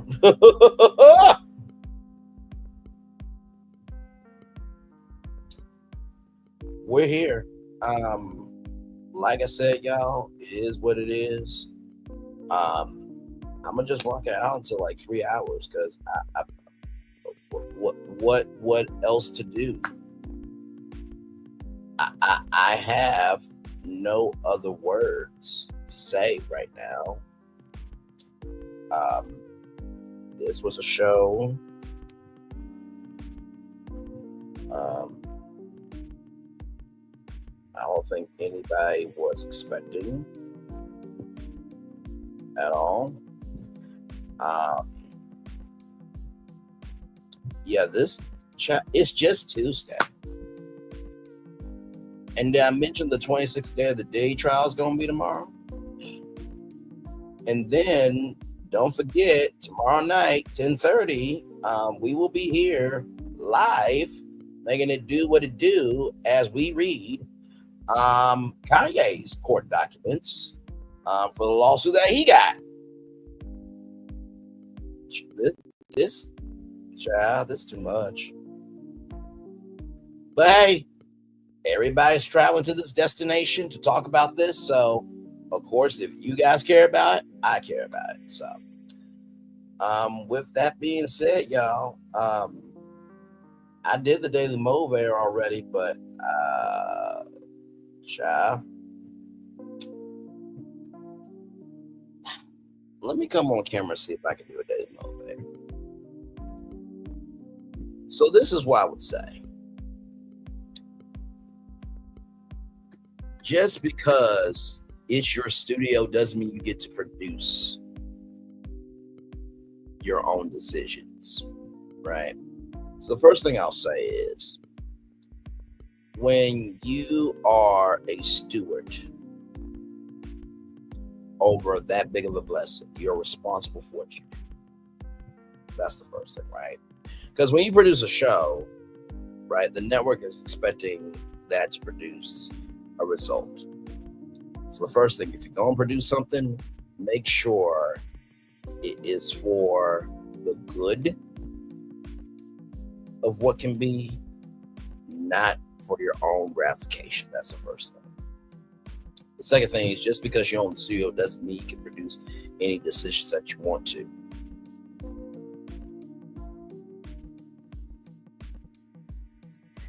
It's that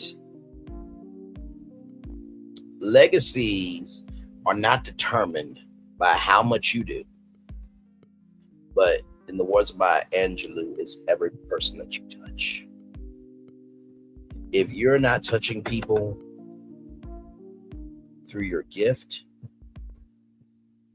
then you're touching people through your curse. What I tell y'all, rises come from God, demises come from the devil.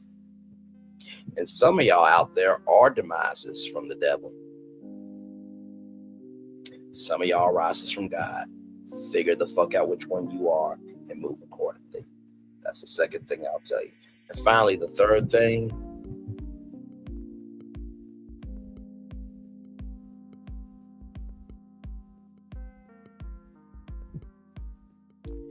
I think of that scripture, what's a man to gain the whole world and lose his soul? Gratification is a powerful tool and a dangerous weapon. We can be gratified for love. We can gain the gratification of acceptance. We can gain the gratification of finances. We can gain the gratification for anything. But we can become too gluttonous, where our stomachs are full, we can no longer move. You should never mentally eat so much of your greed that you can't be still enough to say, I'm good. With that being said, y'all, it's time for the best outro on YouTube. I ain't got nothing else for y'all. Know what you do and do what you know. Never say more special, because you are always one of blessed and trust. You may not be where you want to be, but at the end of it, you'll be where you need to be. Do what you've been chosen to do. Why is one thing to call yourself? Is nothing to be chosen. One love, much love, all love. I spend time with you. You will spend time with me. Hopefully, by spending time together, we'll be great together. And always remember, we're doing radio, television, YouTube, live your best life, or child. You're just recognizing, listen, maybe that advice that Medea was giving to everybody else, maybe the person playing her should have listened to Medea. Make sure the replay is not just right for you to watch it, not just right for the student, but for you want the spirit to again. I love you. I value you. I embrace you all. Always remember, receive love. You don't receive love, you gotta give it, or receive love, you gotta give it, or receive love, you gotta give it. Where obstacles you come, where success you have achieved about this particular day, I'm extremely proud of you, but no one else is proud of you. Be proud of your damn self. Finally, y'all, I told y'all that every tour is not going to be sunshine and rainbows. Sometimes we gotta recognize the rain and the thunder. But just know that through every storm is a lesson. Let's recognize that maybe it's not just the people at the bottom of the hill rather, that are fallible, that they can break and they can crumble. But maybe it's also people at the top of the hill too. They just got better resources to hide it. Commercial break and fireworks coming your way for the day. That was for the day that's come, for the blessed on the way for you and all of us as a society, as a people, as culture. I feel the love, and I send it right back to you. Good night, everybody. I love y'all. Bye-bye.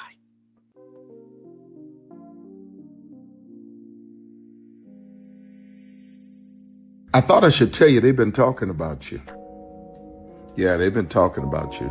They've been talking about the fact that they've done everything they could to stop you and everything they could to block you, but you still win. They've been talking about the fact that they have undermined your success and they have tried to sabotage your seasons, but you keep winning. They've been talking about the fact that even though they don't like each other, they get together to try to kill you, but you keep winning. They've been talking about the fact that you were voted least likely to succeed, but like cream, you keep rising to the top. They've been talking about how they tried to burn your world down, but like the phoenix, you rose from the ashes. They've been talking about you. And you know what they say? Oh, she's just lucky. He's just lucky. But no, you ain't lucky. You're anointed. You got something on you. You got favor on you. You got power on you. You were born to win. Now they can call it luck, but it's grace. They can call it luck, but it's favor. But whatever they call it, it doesn't matter, because you know what God calls you? Do you know what God calls you? A winner. I thought I should tell you, they've been talking about you. Yeah, they've been talking about you. They've been talking about the fact that they've done everything they could to stop you and everything they could to block you, but you still win. They've been talking about the fact that they have undermined your success and they have tried to sabotage your seasons, but you keep winning. They've been talking about the fact that even though they don't like each other, they get together to try to kill you, but you keep winning. They've been talking about the fact that you were voted least likely to succeed, but like cream, you keep rising to the top. They've been talking about how they tried to burn your world down, but like the phoenix, you rose from the ashes. They've been talking about you. And you know what they say? Oh, she's just lucky. He's just lucky. But no, you ain't lucky. You're anointed. You got something on you. You got favor on you. You got power on you. You were born to win. Now they can call it luck, but it's grace. They can call it luck, but it's favor. But whatever they call it, it doesn't matter, because you know what God calls you? Do you know what God calls you? A winner. I thought I should tell you, they've been talking about you. Yeah, they've been talking about you. They've been talking about the fact that they've done everything they could to stop you and everything they could to block you, but you still win. They've been talking about the fact that they have undermined your success and they have tried to sabotage your seasons, but you keep winning. They've been talking about the fact that even though they don't like each other, they get together to try to kill you, but you keep winning. They've been talking about the fact that you were voted least likely to succeed, but like cream, you keep rising to the top. They've been talking about how they tried to burn your world down, but like the phoenix, you rose from the ashes. They've been talking about you. And you know what they say? Oh, she's just lucky. He's just lucky. But no, you ain't lucky. You're anointed. You got something on you. You got favor on you. You got power on you. You were born to win. Now, they can call it luck, but it's grace. They can call it luck, but it's favor. But whatever they call it, it doesn't matter, because you know what God calls you? Do you know what God calls you? A winner. Good evening. My name is Mark Woodbury. I'm the chairman and CEO of Universal Destinations and Experiences. Well, we're finally here. Tomorrow we begin a new chapter at Universal Orlando Resort as we open Epic Universe. We built this place for you. I want to thank you, our fans, for your love of our stories, characters, and immersive experiences that inspired this incredible place. Epic Universe represents over 8 years of meticulous planning, immense creativity, and innovation, combined with unmatched craftsmanship and operational excellence on the part of thousands of people who have brought to life the stories and characters that live beyond each of Epic's portals. But it represents so much more. Your love of Universal and the deep connections we've shared together here in Orlando over the past 30 years inspired us to dream bigger and to push the boundaries to create something extraordinary for you and for generations of fans and families to come. And tomorrow, as we open Epic Universe, I can't wait for you to experience this place for yourself. Now it's your turn to step inside, to lose yourself, and to share this place with the ones you love most. As we open this park, we hope your world becomes a little more epic. Tomorrow, Epic Universe becomes yours.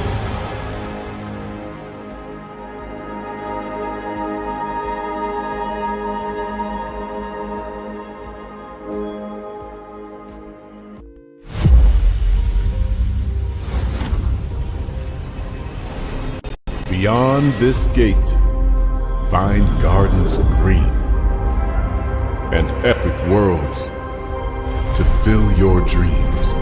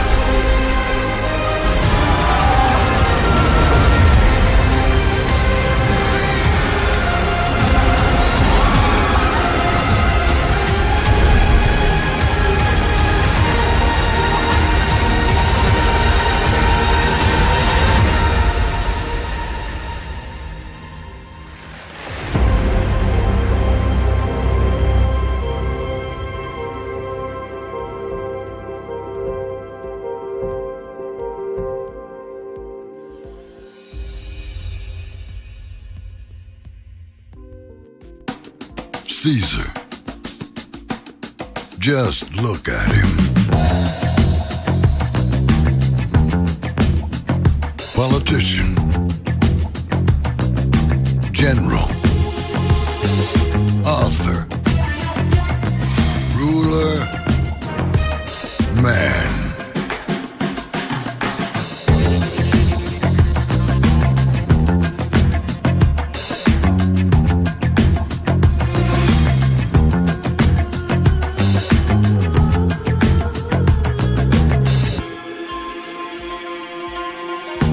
Legend has it, he's not only stared into the belly of the beast, he's had it for dinner. Here he's free to relax, or party, or relax, or party, or relax, and party. His is a world of opulence. Excess, and the occasional impulse buy. Not one to rest on his laurels, he's famous for ushering in a new age of entertainment. So, for anyone seeking a place where the sun never sets, on a good time, all this awaits. I am Caesar, and I approve this palace.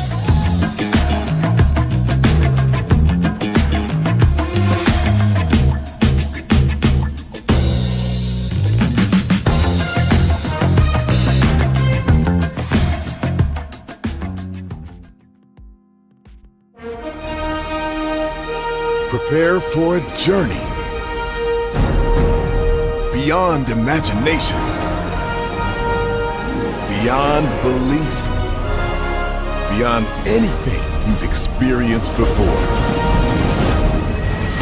Universal Epic Universe, a new theme park where you'll step through extraordinary portals to 5 immersive worlds. Prepare for a cosmic voyage of discovery, an isle of fire-breathing excitement, a shadowy world of monsters and mystery, new wonders in the wizarding world, and a new way to play. Plus the splendor of a magnificent resort hotel overlooking the park.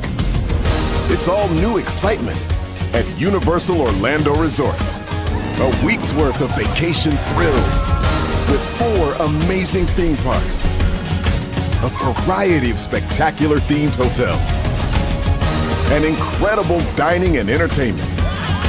It's all at Universal Orlando Resort, where you'll find new adventures every day. Explore the astonishing worlds of Universal Epic Universe at Universal Orlando Resort.